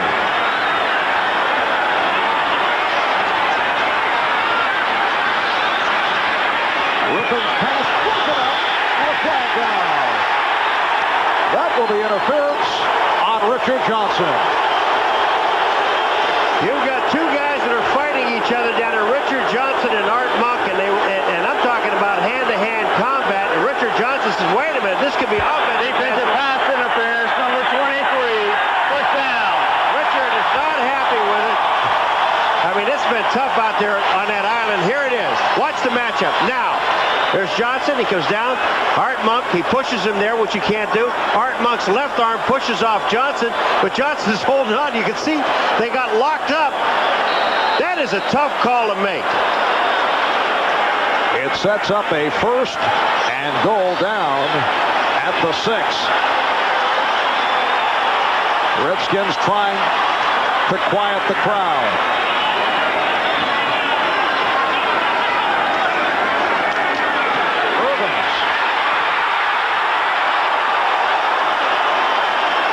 Is close to the goal line. Al Smith prevented Irvins from going across the goal line. If you don't like this type of football, there's something wrong with you. This is really just hard-nosed offense against hard-nosed defense. And the Redskins are not trying to do anything tricky now. They're just trying to line up and go at the Houston Oilers and get themselves a score. 2nd and goal inside the 1. 14th play of a drive that started on Washington's 16. Miner and Riggs in the backfield. A good hit on Riggs. Gerald Riggs seeing the action here in the 3rd quarter, stopped by the strong safety Bubba McDowell. And also the man that was been off 2 different times, Doug Smith, is in there again. Look at Bubba McDowell. He comes in, hits Dishman, number 28, a quarter is in there, and the big guy on the bottom is Smith.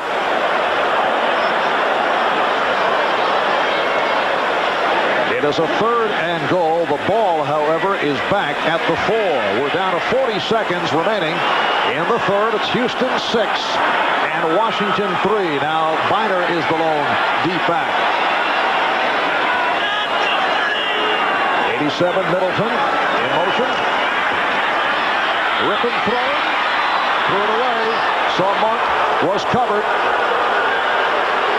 So what do you do here? Field goal or go for the touchdown? He also saw Bubba McDowell coming, and he remembered what Bubba did to Gary Clark. So he said, I'm going to throw this ball out of bounds. But they're going to go for the tie.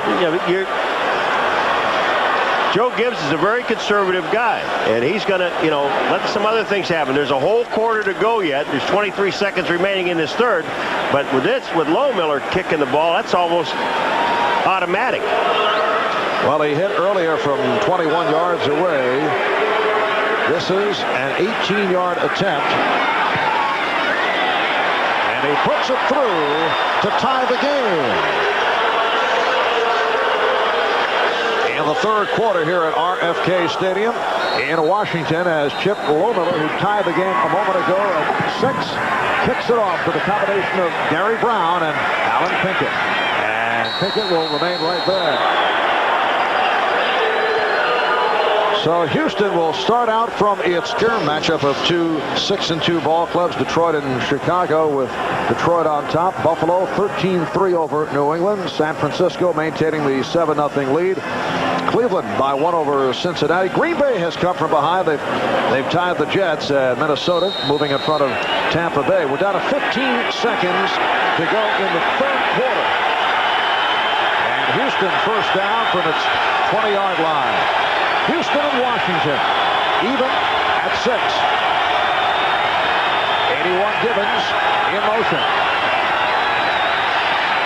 Moon completes just inside the 30-yard line. Alvoid Mays making the stop on Drew Hill, and time is running down in this third quarter. When we come back, it'll be a 2nd down and 1. We'll be back after this from the local. You block him, and the center and the guard, you double team him. You block out here, you block here. We'll have the receiver out here, and the back right back in here runs in and gets tackled by this back. That's how that works. Paul captured so well. Well, he forgot to block that guy. 2nd down and 1. Now he's doing it to the other side. Look at that. Houston from the 29 as we get started. In the fourth quarter, the game tied at 6.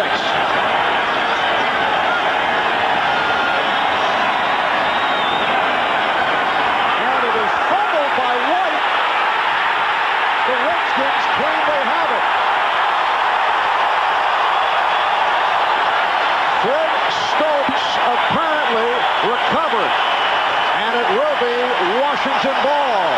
Here's that same play they ran before with Lorenzo White, giving him a chance to get a hole, except for one thing. Moon never gets him the ball, or Lorenzo never takes it. He's looking into the hole. When you look in the hole, you got to look at the ball. Monty Coleman, 51, was there. Stokes recovers the fumble. No one else is there. You see Moon stand there, but you got to get the ball to the back. Be sure that you have the handoff. Lorenzo, the only way you're going to find us talking to Moon and Lorenzo, was he looking downfield?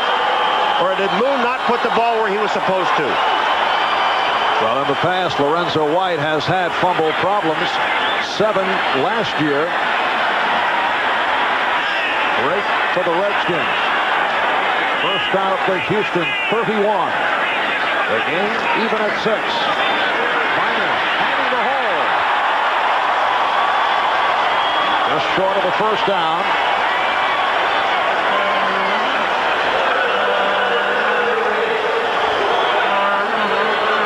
In the third quarter, Washington had the ball for 13 minutes and 10 seconds. It was a Redskin quarter. We got 3 points out of it.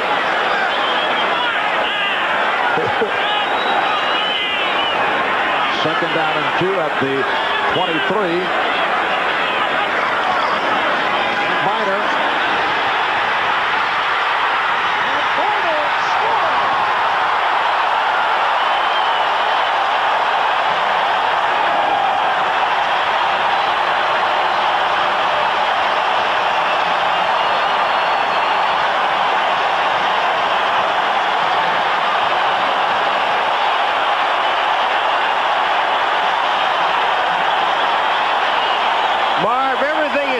To the inside, and watch this. Biter breaks back. There is Bo Orlando, who just makes a move on him. He slips down. Johnson not enough time. But the block was on the outside, and I believe it was Middleton on Fuller. He kicked Fuller to the outside. They blocked everybody back to the inside, and it was touchdown. Lo Miller adds the extra point following the 23-yard touchdown run by Ernest Biner. And the Redskins lead the Oilers 13-6.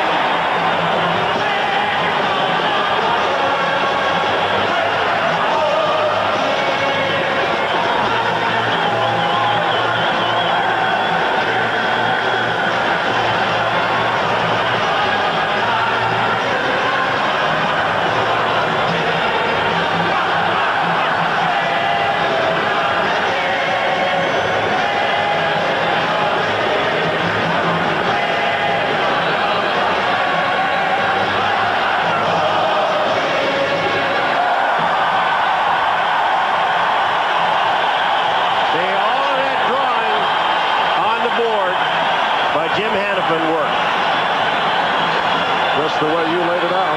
Yeah. The back went in. See? And he just juked Bo. It was gone. But the fumble recovered by Fred Stokes led to the touchdown run by Ernest Biner.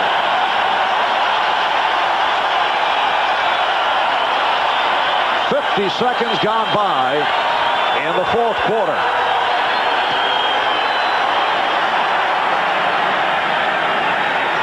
Pinkett on the return.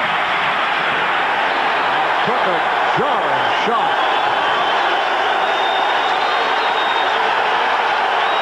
When you look on the outside, see Middleton right there. He kicks Fuller out. They took everybody else inside. Bo Orlando misses the tackle, and it becomes touchdown. Great execution. John Brandis with the heavy hit on Alan Pinkett.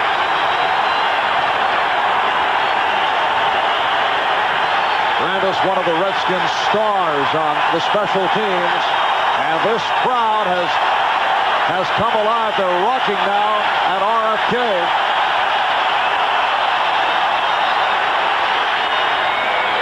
Another good hit to stop Haywood Jeffries. Darrell Green on the cover. The one thing that Haywood Jeffries has to do with this pass play is take it a little bit deeper.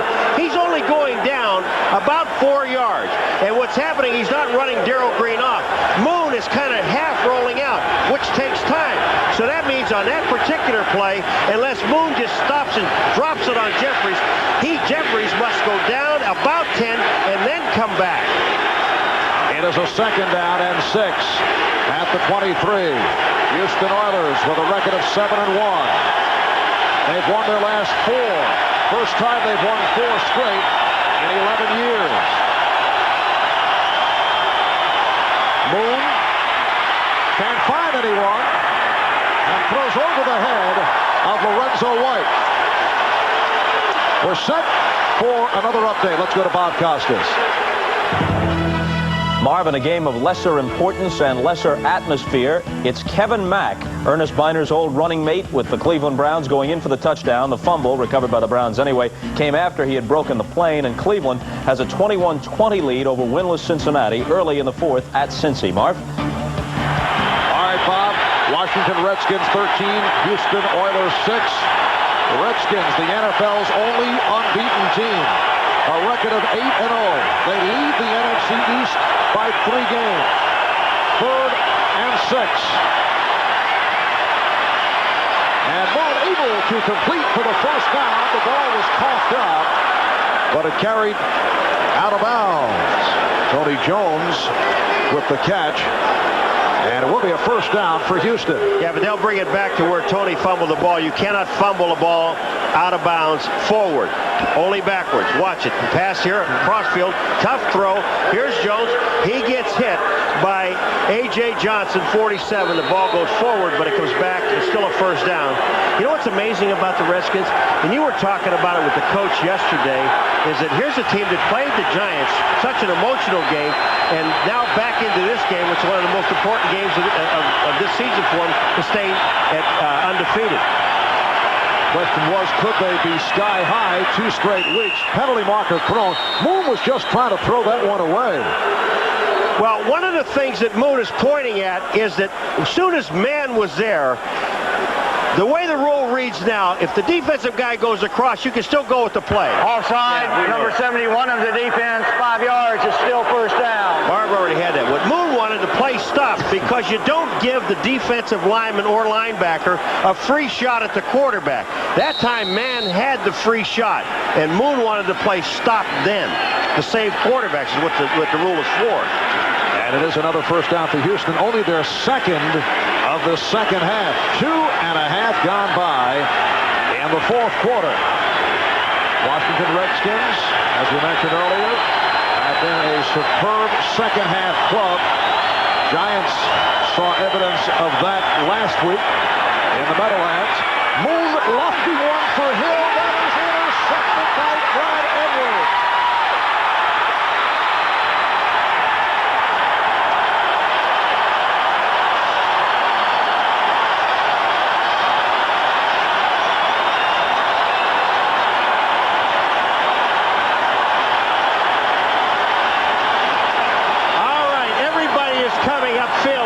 The linebackers are coming.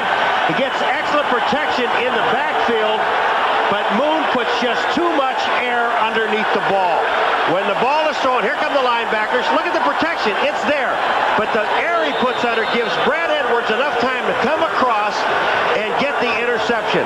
If he throws the ball straight at Drew Hill, it's a reception. Put air under it, you get interception. Edwards with his third interception of the season. Irvins getting the call. Edwards also ran it back 27 yards. Brad Edwards in his fourth year out of South Carolina played a good portion of last year with a cast on his right hand. Warren Moon picked off by that man. One-time stockbroker in Minnesota. Brad Edwards. Second down and 10. Here's stealing football.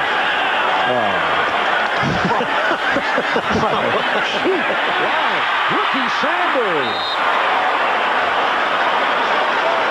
Stopped by Darrell Lewis. Let's check out the Schick Tracer 10-minute ticker. Chicago now with a 3-point lead. Jim Harbaugh, 22-yard touchdown pass to Wendell Davis.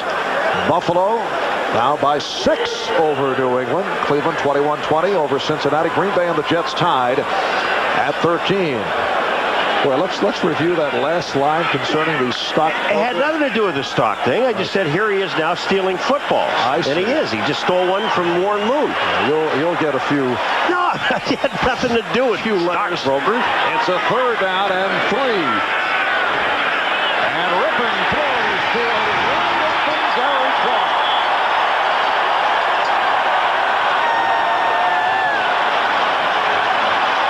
This game went along for 3 quarters, 6-6.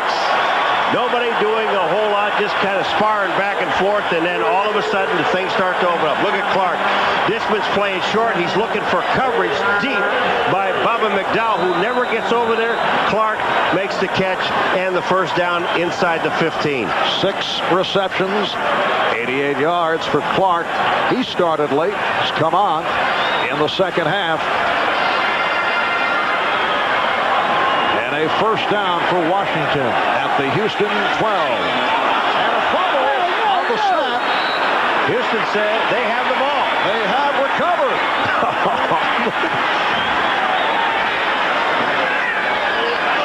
Ray Childress. It is Ray, man who calls himself Terminator 3. The Terminator 3. Ray Childress. So Houston will take over. They are trailing 13 to Washington. A look at what occurred just a moment ago to give the ball back to Houston. You know, when you see that, to guess and say it's Bostic's fault or Rippon's fault is kind of crazy. But when you look at it, it looks like Rippon was coming out a little bit too soon. 85 Hill in motion. Houston starting from its 14. Moon completing out of the 20-yard line to Drew Hill, who last Sunday had 6 receptions and a touchdown against the Cincinnati Bengals. Drew Hill says next year will be his finale. Just turned 35. You know, you take a look at some long drives for Houston. Is that impressive? It's not bad, huh? 9 touchdowns and a field goal. That pass there that Moon throws back to Drew Hill, that's the most dangerous pass you can throw because it's the whole length of the field. It gives the defense a chance to react. You really have to have confidence in your arm to make that kind of throw. Second down and 2. Look out. Moon running out of the pocket. And going down at the marker. You know, there is another rule that they put in, too, that when quarterbacks run and they slide, it's where they hit. Now, when Moon broke out that time, he hits the ground. The defense left him alone. He rolled a little bit, but they gave Moon the ball and Houston the ball where he landed, not where he rolled to, which I think is a good rule. Warren Moon, so well respected, now considered one of the NFL's elder statesmen. NFL Commissioner Paul Tagliabue said that he thinks Moon will someday be a United States Senator. Get back to that in a moment. Moon going incomplete, intended for Hayward Jeffries, covered by Alvoy Mays. Paul Tagliabue said he thinks he could see Moon running for the Senate, but Warren was telling us that he has higher goals, wants to be a television football color commentator. That is his interest. Well, I think that's better than a senator. That pass that Moon just threw there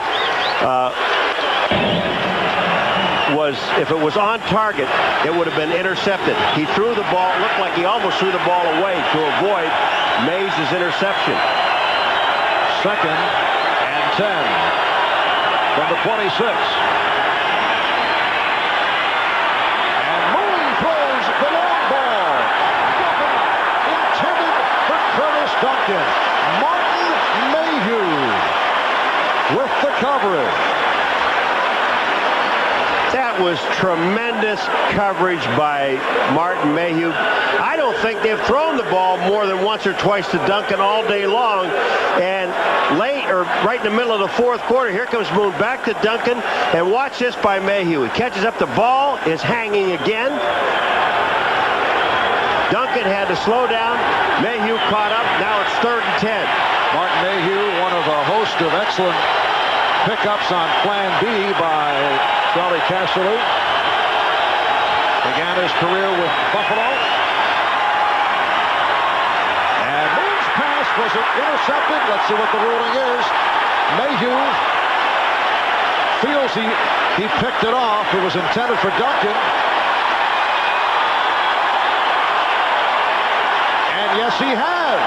Well, again, we're going to get a pretty good look at it here. Here's Moon trying to throw the ball to the outside to Duncan. Mayhew is there. Does he have it? No. This is not an interception. It's going to be a punt. 4th down. Get your offense off the field. You can't give him the interception. The ball hit the ground. Right, here's another look. Yeah, watch between his arms. You see the ball coming down to the ground. This looks good right here, but not right there. The ball is on the ground. Interception. It is being reviewed. Yeah, well, when they get it upstairs, send the punt team out. But a couple of significant plays by Martin Mayhew. First, breaking up that long bomb intended for Curtis Duncan, and then once again providing the coverage on Duncan. He had 7 interceptions last year among the NFL leaders. This is 3rd season out of Florida State. And they are taking a look at that play, and as you said, look to be obvious when you get a 2nd and 3rd look at it. Yeah, if both of his arms were together and there was no chance for the ball to hit the ground, then you can give him the interception. But his arms were apart. The ball hits the ground. What a great effort, though. Look at the effort. Now, look at his arms. Watch how wide apart they are. See here? Now, here's where the ball hits the ground.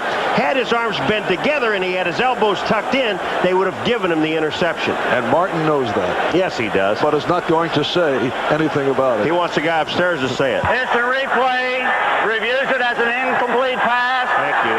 We will now determine the spot of the ball.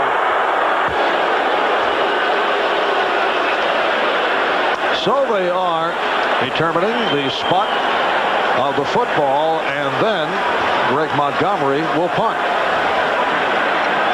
Martin tried to fool everybody. Now here's where you don't want to kick the ball to this man, Mr. Mitchell. Get the ball out of bounds somewhere, but don't let him return it and give him great field position again. Although to this point he has been held in check. 5th punt of the day by Montgomery. Now, in Houston, loneliness is being a punter in a run-and-shoot offense. Not much opportunity to punt. Only 34 times last year for Greg Montgomery in 16 games. He did average 45 per punt.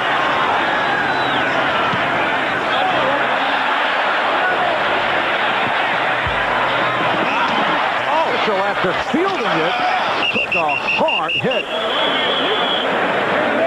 Steve Jackson with the stop. A 44-yard punt.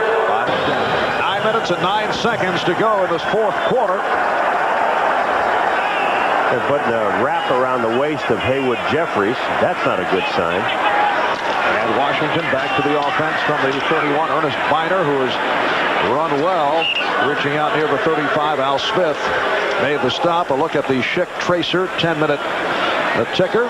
Chicago with the lead on Detroit. Buffalo pulling away once again. San Francisco maintaining that 7-0 advantage. Jim Breach kicking his third field goal of the game for the 23-21 lead. And Green Bay moving in front of the Jets. Green Bay next week at home in Milwaukee for Buffalo. Miner 17 carries, 100 yards, 1 touchdown. Second down and 6 from the 35.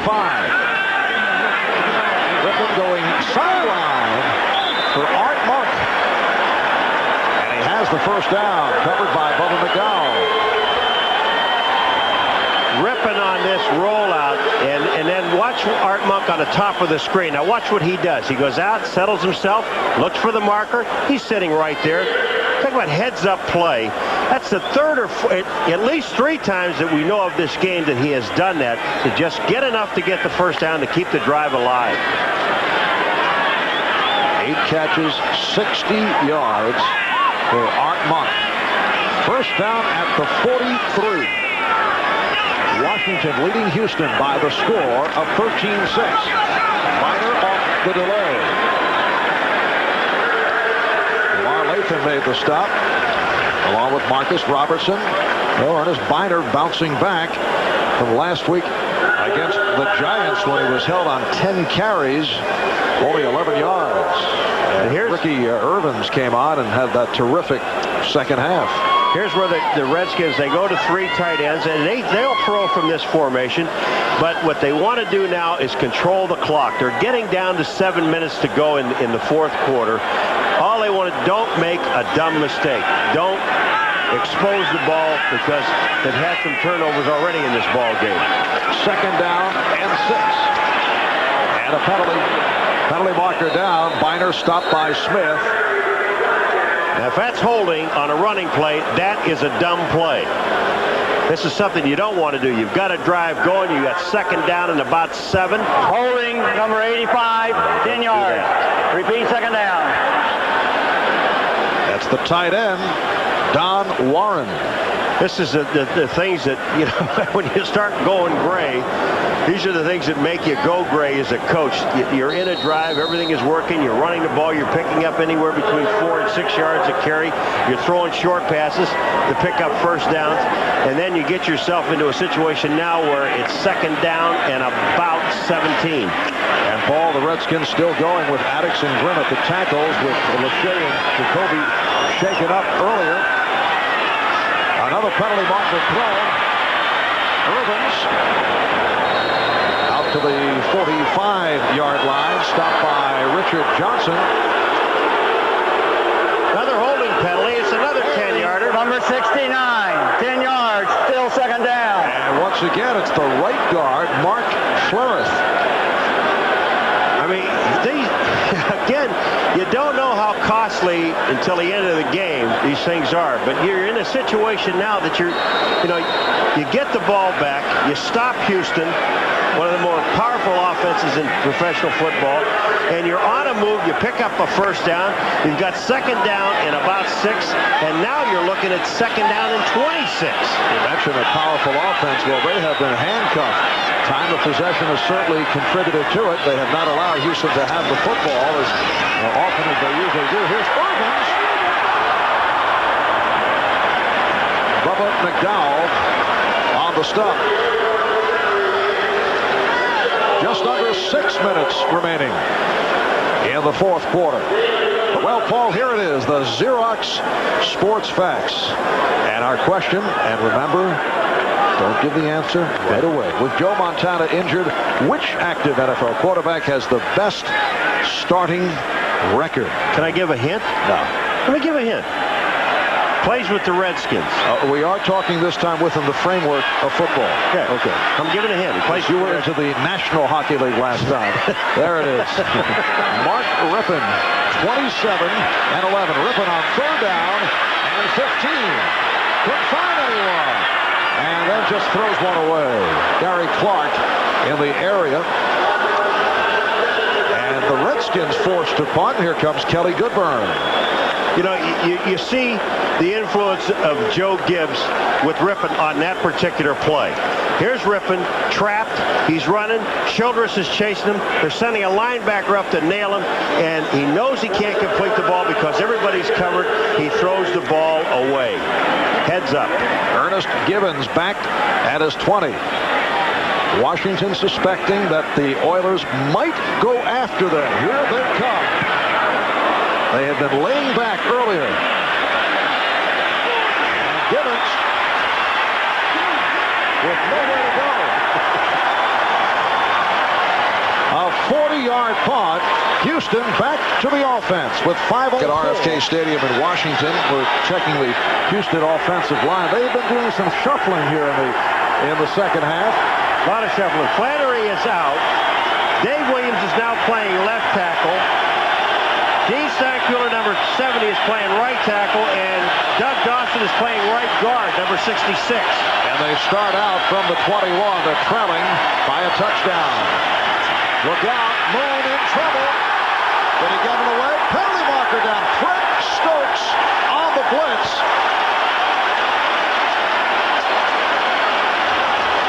This hits an offensive lineman. I think it hit Dean Stankuler, number 70. And what they want is throwing the ball away, intentional grounding, because Stokes had moved. An illegal forward pass. The ball hit number 70 of the offense. Penalties, lost it down, second down.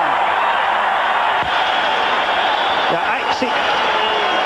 Here's the throw. Number 70 is in your screen. Now, Moon is in the grass, but there's not another man there to hit him, so they won't call in the grass. But you know the funny part about this penalty? It's an incompleted pass, right? They say lost it down. Well, no kidding.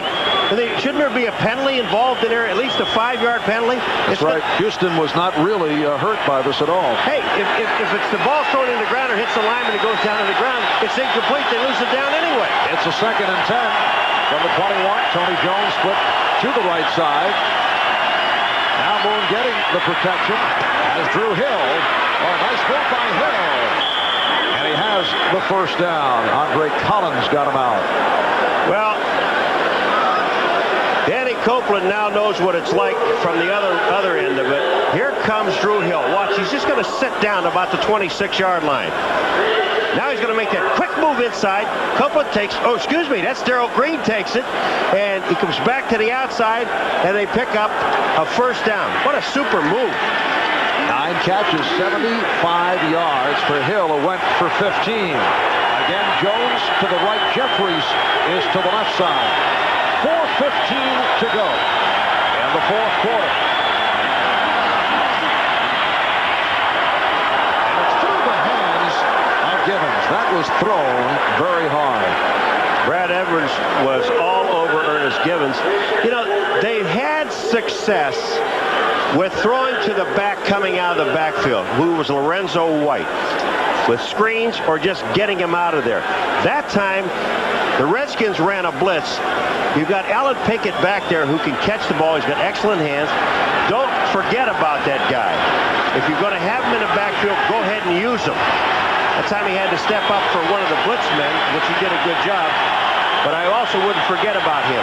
2nd down and 10. Houston from the 37. And that was almost intercepted by A.J. Johnson. Looked to be some miscommunication. Well, Ernest Givens, number 81, Marv, is just walking back, and there was not a soul near him. He was gone. If Moon sees it, he got excellent block, and Pinkett came over and blocked Monty Coleman, the linebacker, did a good job. Givens was gone right down the hash mark, and not a soul near him.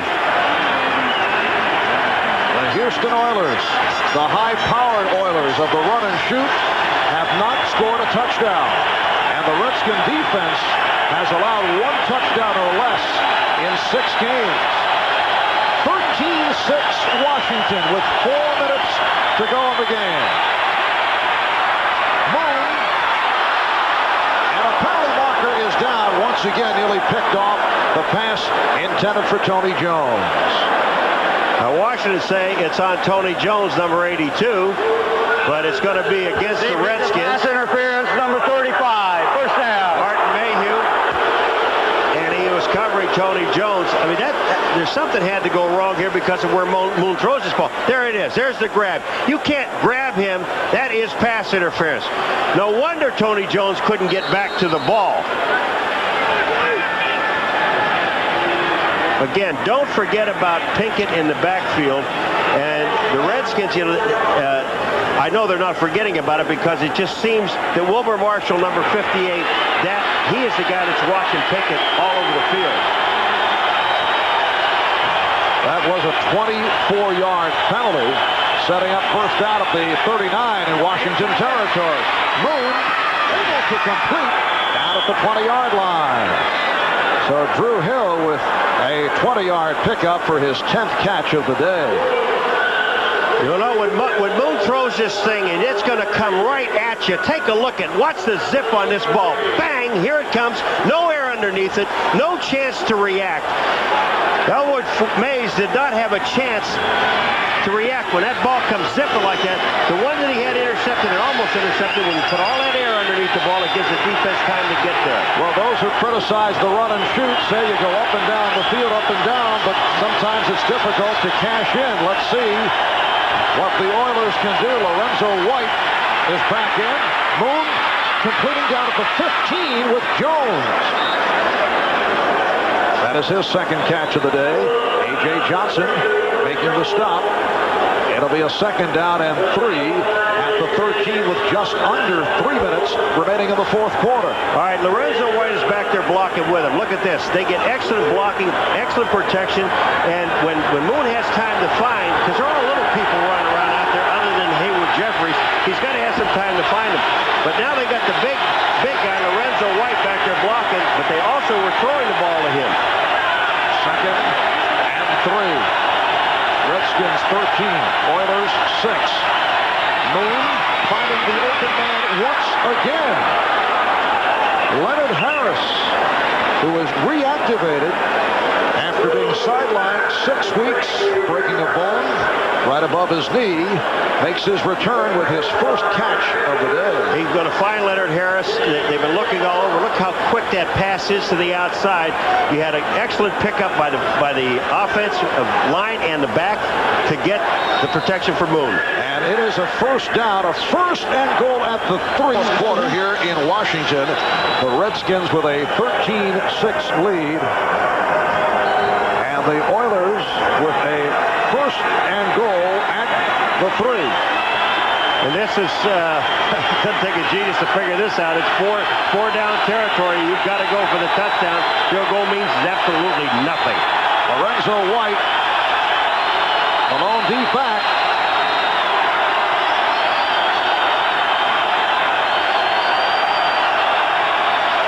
Here's White, trying to slash his way through.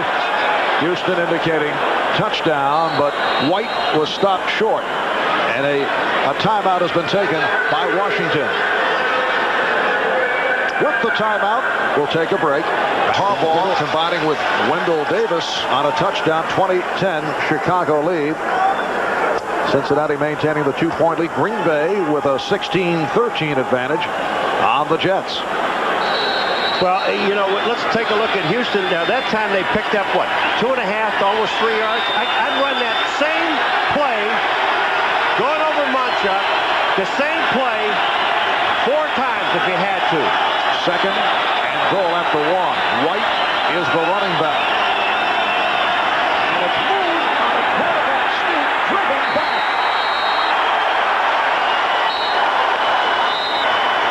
It appeared that James Gaithers was able to keep him away. Moon didn't lose any yards, but he doesn't have the footing to get there. In order for a quarterback to move, as big as the defensive linemen are, watch what Moon does. He tries to lean forward. What you have to do as a quarterback, and it takes a split second to do it, is you got to take a step back to get yourself some leverage and then go forward with it. They took a timeout here. Moon's going to the sidelines.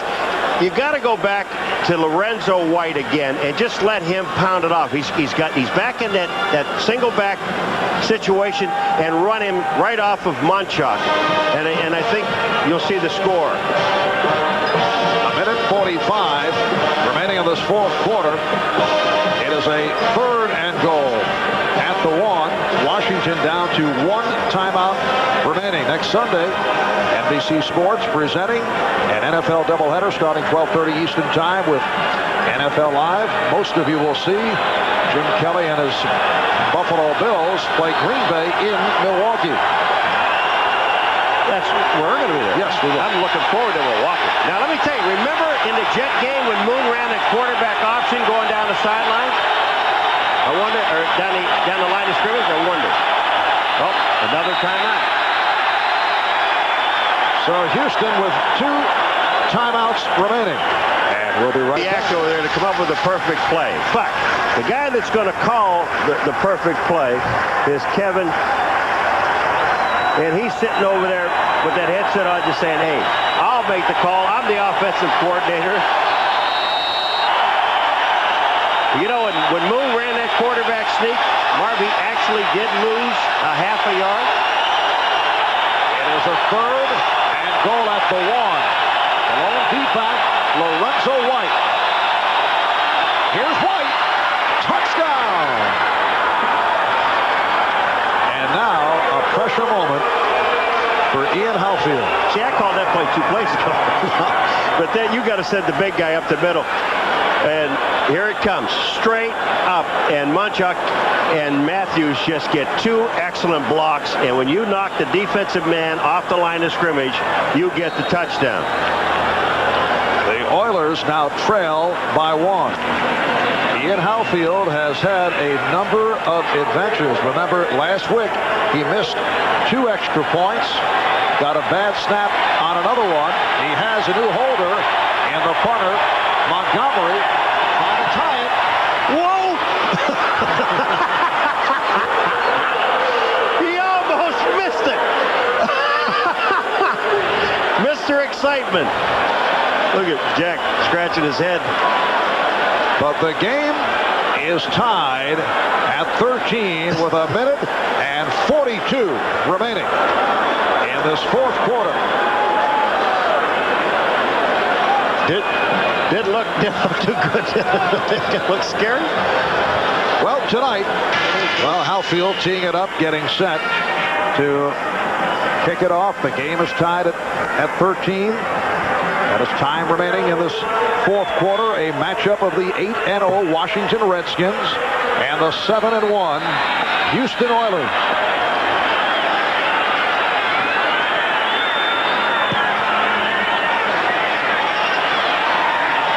Ryan Mitchell on the return.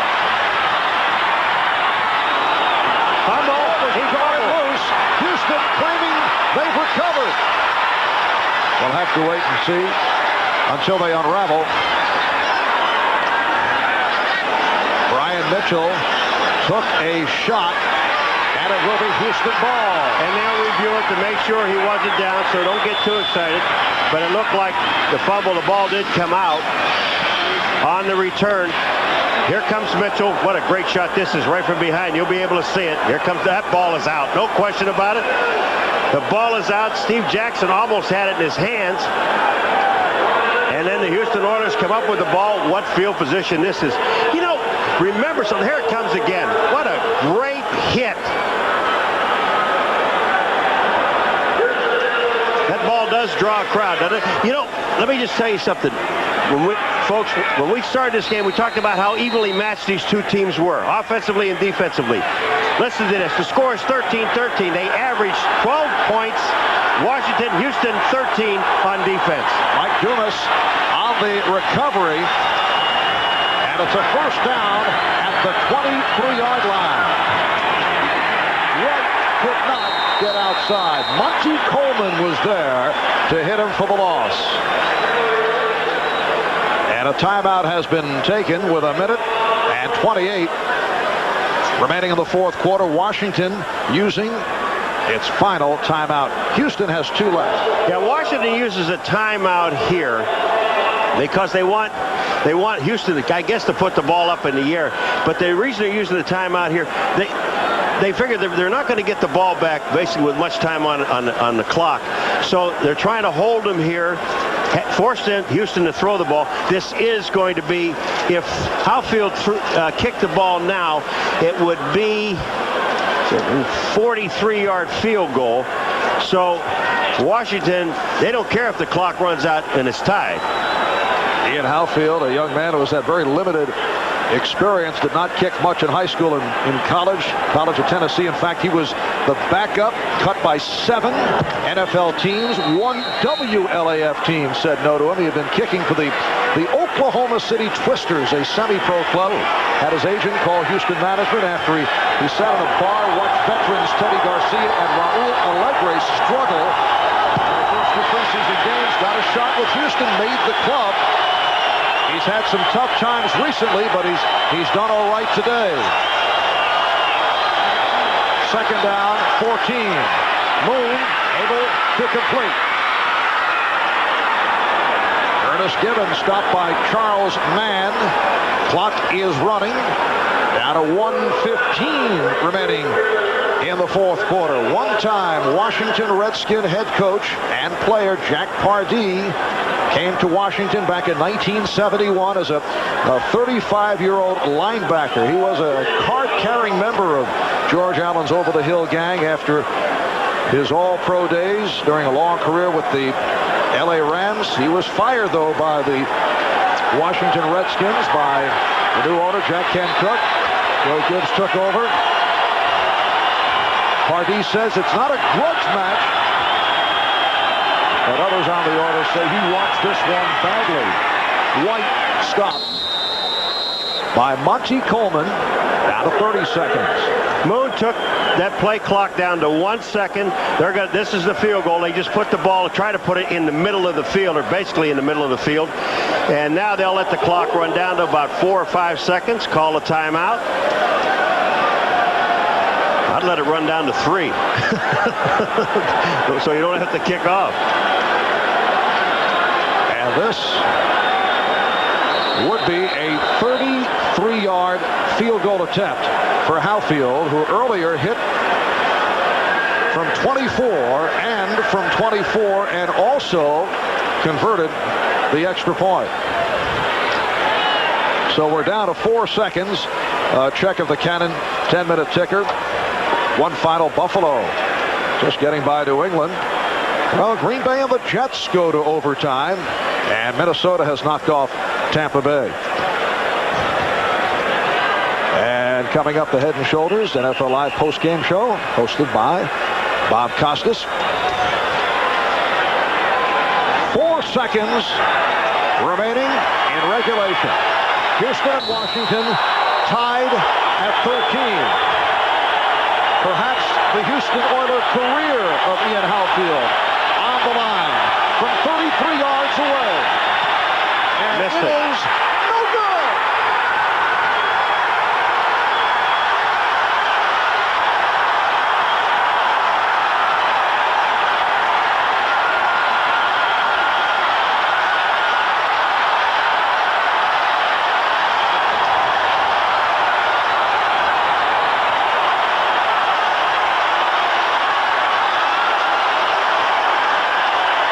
Hooks this ball. Watch this. He pulls it all the way out. I mean, it's not missing by a little. He missed it by a lot to the outside. Now, take this thing back, and here's the inexperienced holder. They always say they want the laces to be straight ahead. The laces were faced to the left. So when Houfield hit it, there may be some truth in it that the ball will go left. When Montgomery put the ball down, he did not get the laces straight ahead. 1 second remaining in regulation, and the Redskins run out the clock.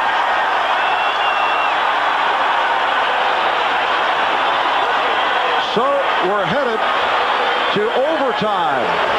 The Houston Oilers and the Washington Redskins are tied at 13.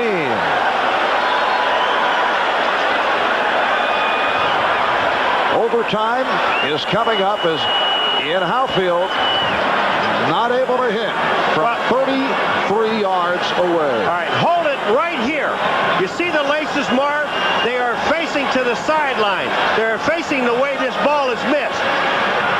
Montgomery laces. He hits it there, and the ball goes wide left.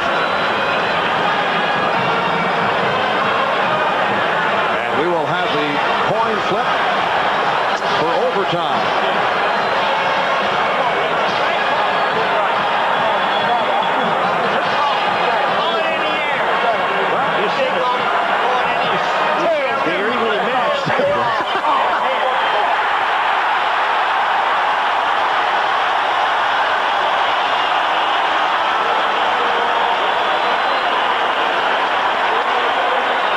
So the Redskins won the toss, and they will receive. We'll be back with overtime after this from your local station. Fire back at RFK Stadium in our nation's capital as we head to overtime. Houston and Washington tied at 13. That man in Howfield about to kick it off. Could have put this one away, but was not able to hit from 33 yards out. Hit his 2 previous field goal attempts today, but he's had his problems, and the word from Houston was that if the problems continue, they would start to look at other possibilities during the course of this week. I looked at it was a combination of a couple things. He did miss it. I mean, I've never been a field goal kicker, and especially a sidewinder. I did punt, but according to kickers, and they say it over and over again, Scott Norwood said it happened to him in the Super Bowl, that the laces were to the right, and he kicked it right. And here we're looking at the ball, laces to the left, and Howfield hit it to the left. But when this score was 6-3 back in the first half, and I said this has some markings of overtime, I was only kidding. You guys, they weren't supposed to be listening. But we are on to overtime. Mitchell and Ricky Irvins are back deep.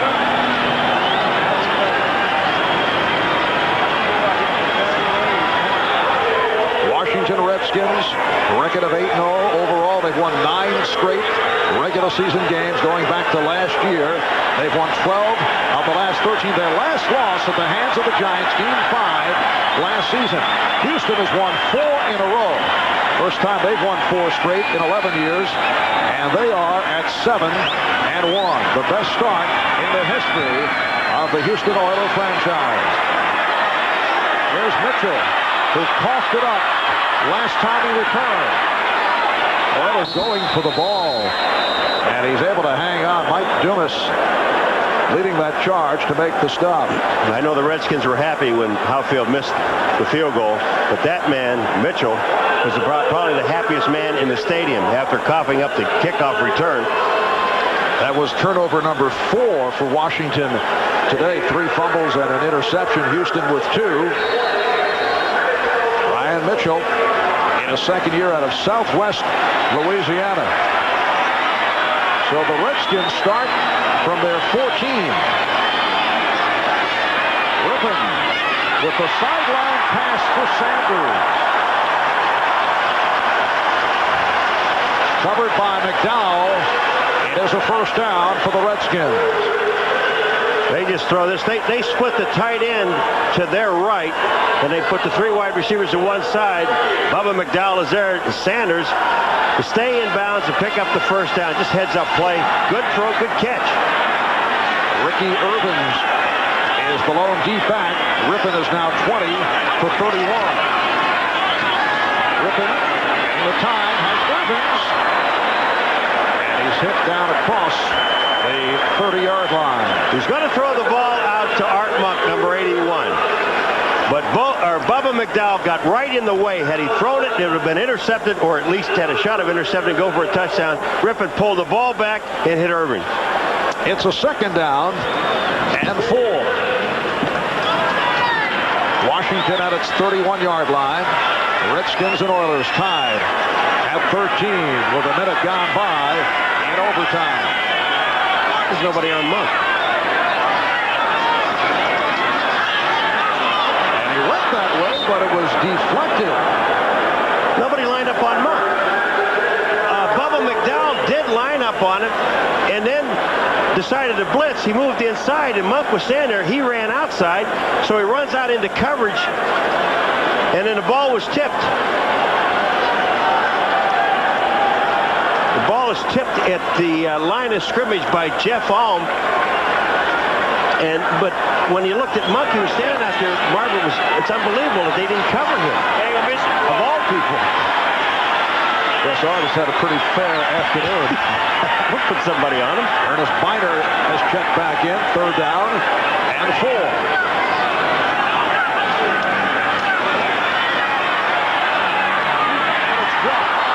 Would have had a 1st down with Monk.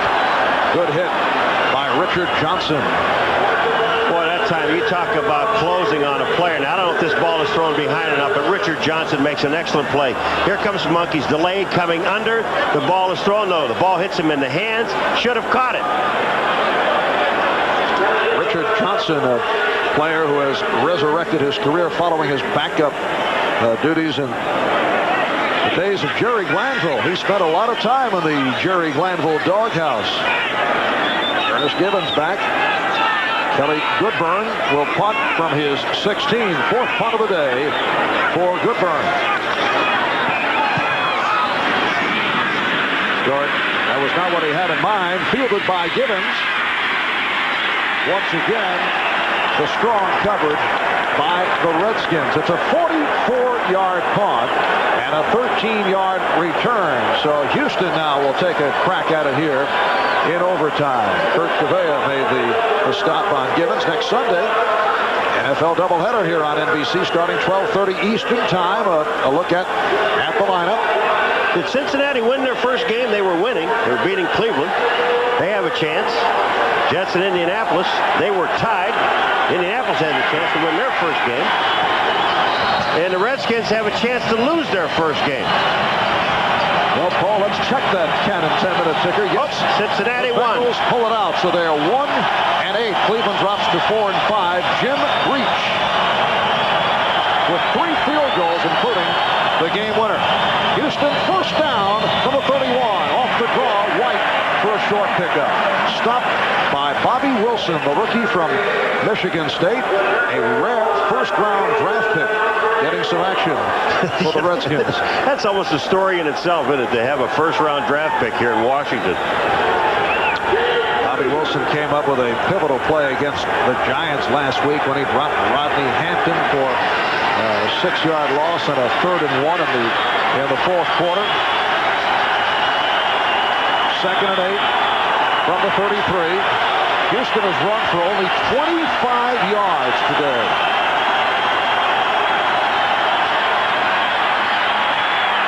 Moon's pass intercepted by Darrell.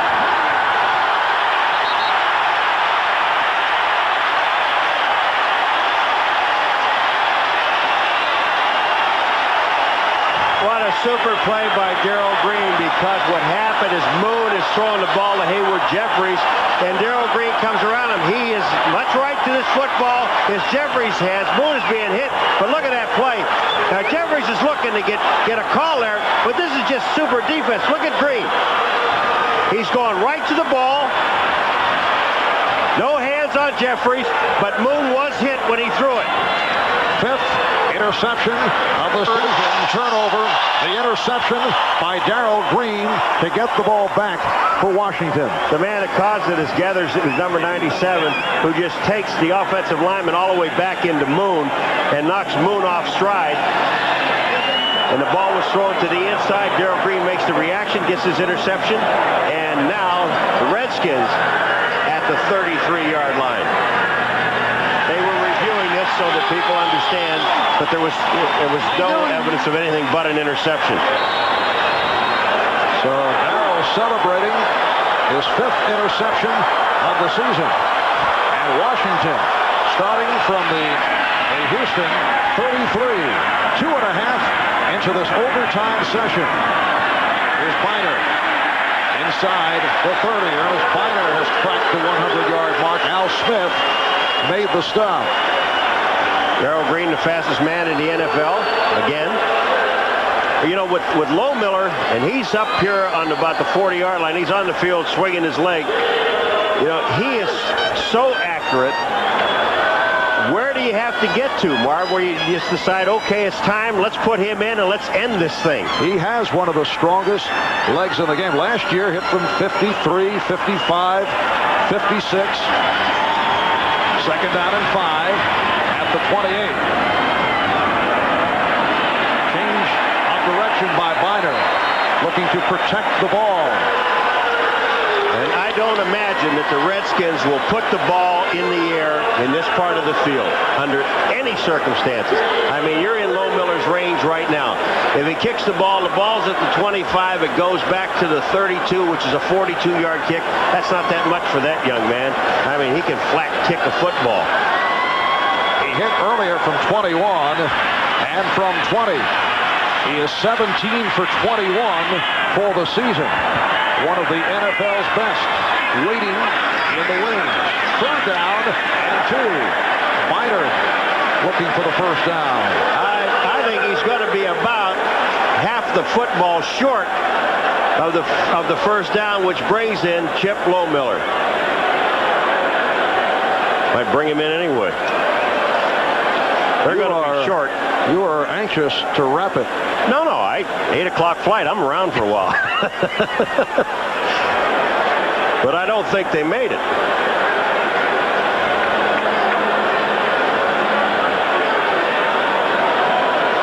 By a considerable margin. Well, I said it's a real big football. It's kind of a football and a basketball. Here he comes. Here comes Chip Lowmiller. In his 4th year out of the University of Minnesota, leads the NFL in scoring, led the NFL in scoring last year. The holder is the backup quarterback, Jeff Rutledge. It will be a 41-yard attempt. Washington and Houston are tied at 13. 4 minutes into overtime. Houston's taking a timeout. They want a timeout.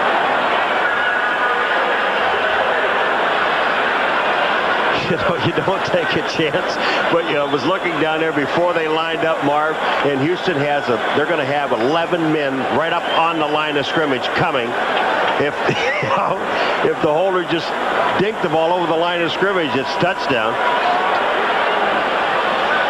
With the timeout, we'll step away. Back with we're set for the 41-yard field goal attempt by Chip Lowmiller. Looking for the game winner. The Oilers and the Redskins tied at 13. The interception by the right corner, Darrell Green, leading to this.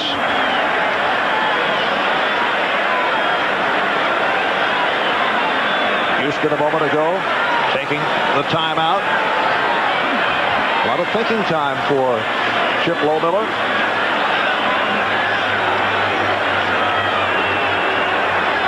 This has been a great football game. It really has been. Everything that you want to happen in a ball game happens. If you want defense and love it, this was it. And the Redskins seeking to make it 9-0. Here they come. Looking for 10 straight here at RFK. From 41 yards away, it is up. It is good.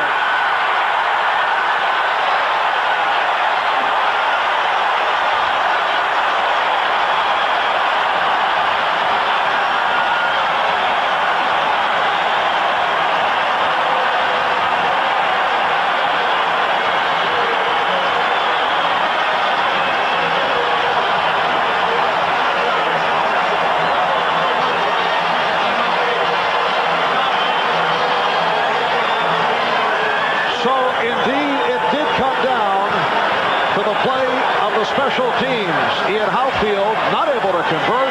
This man, Chip Lowmiller, did from 41 yards away. And no doubt at all. Take a look. Here's Lowmiller. When he hit it, he knew it. You know, kickers do.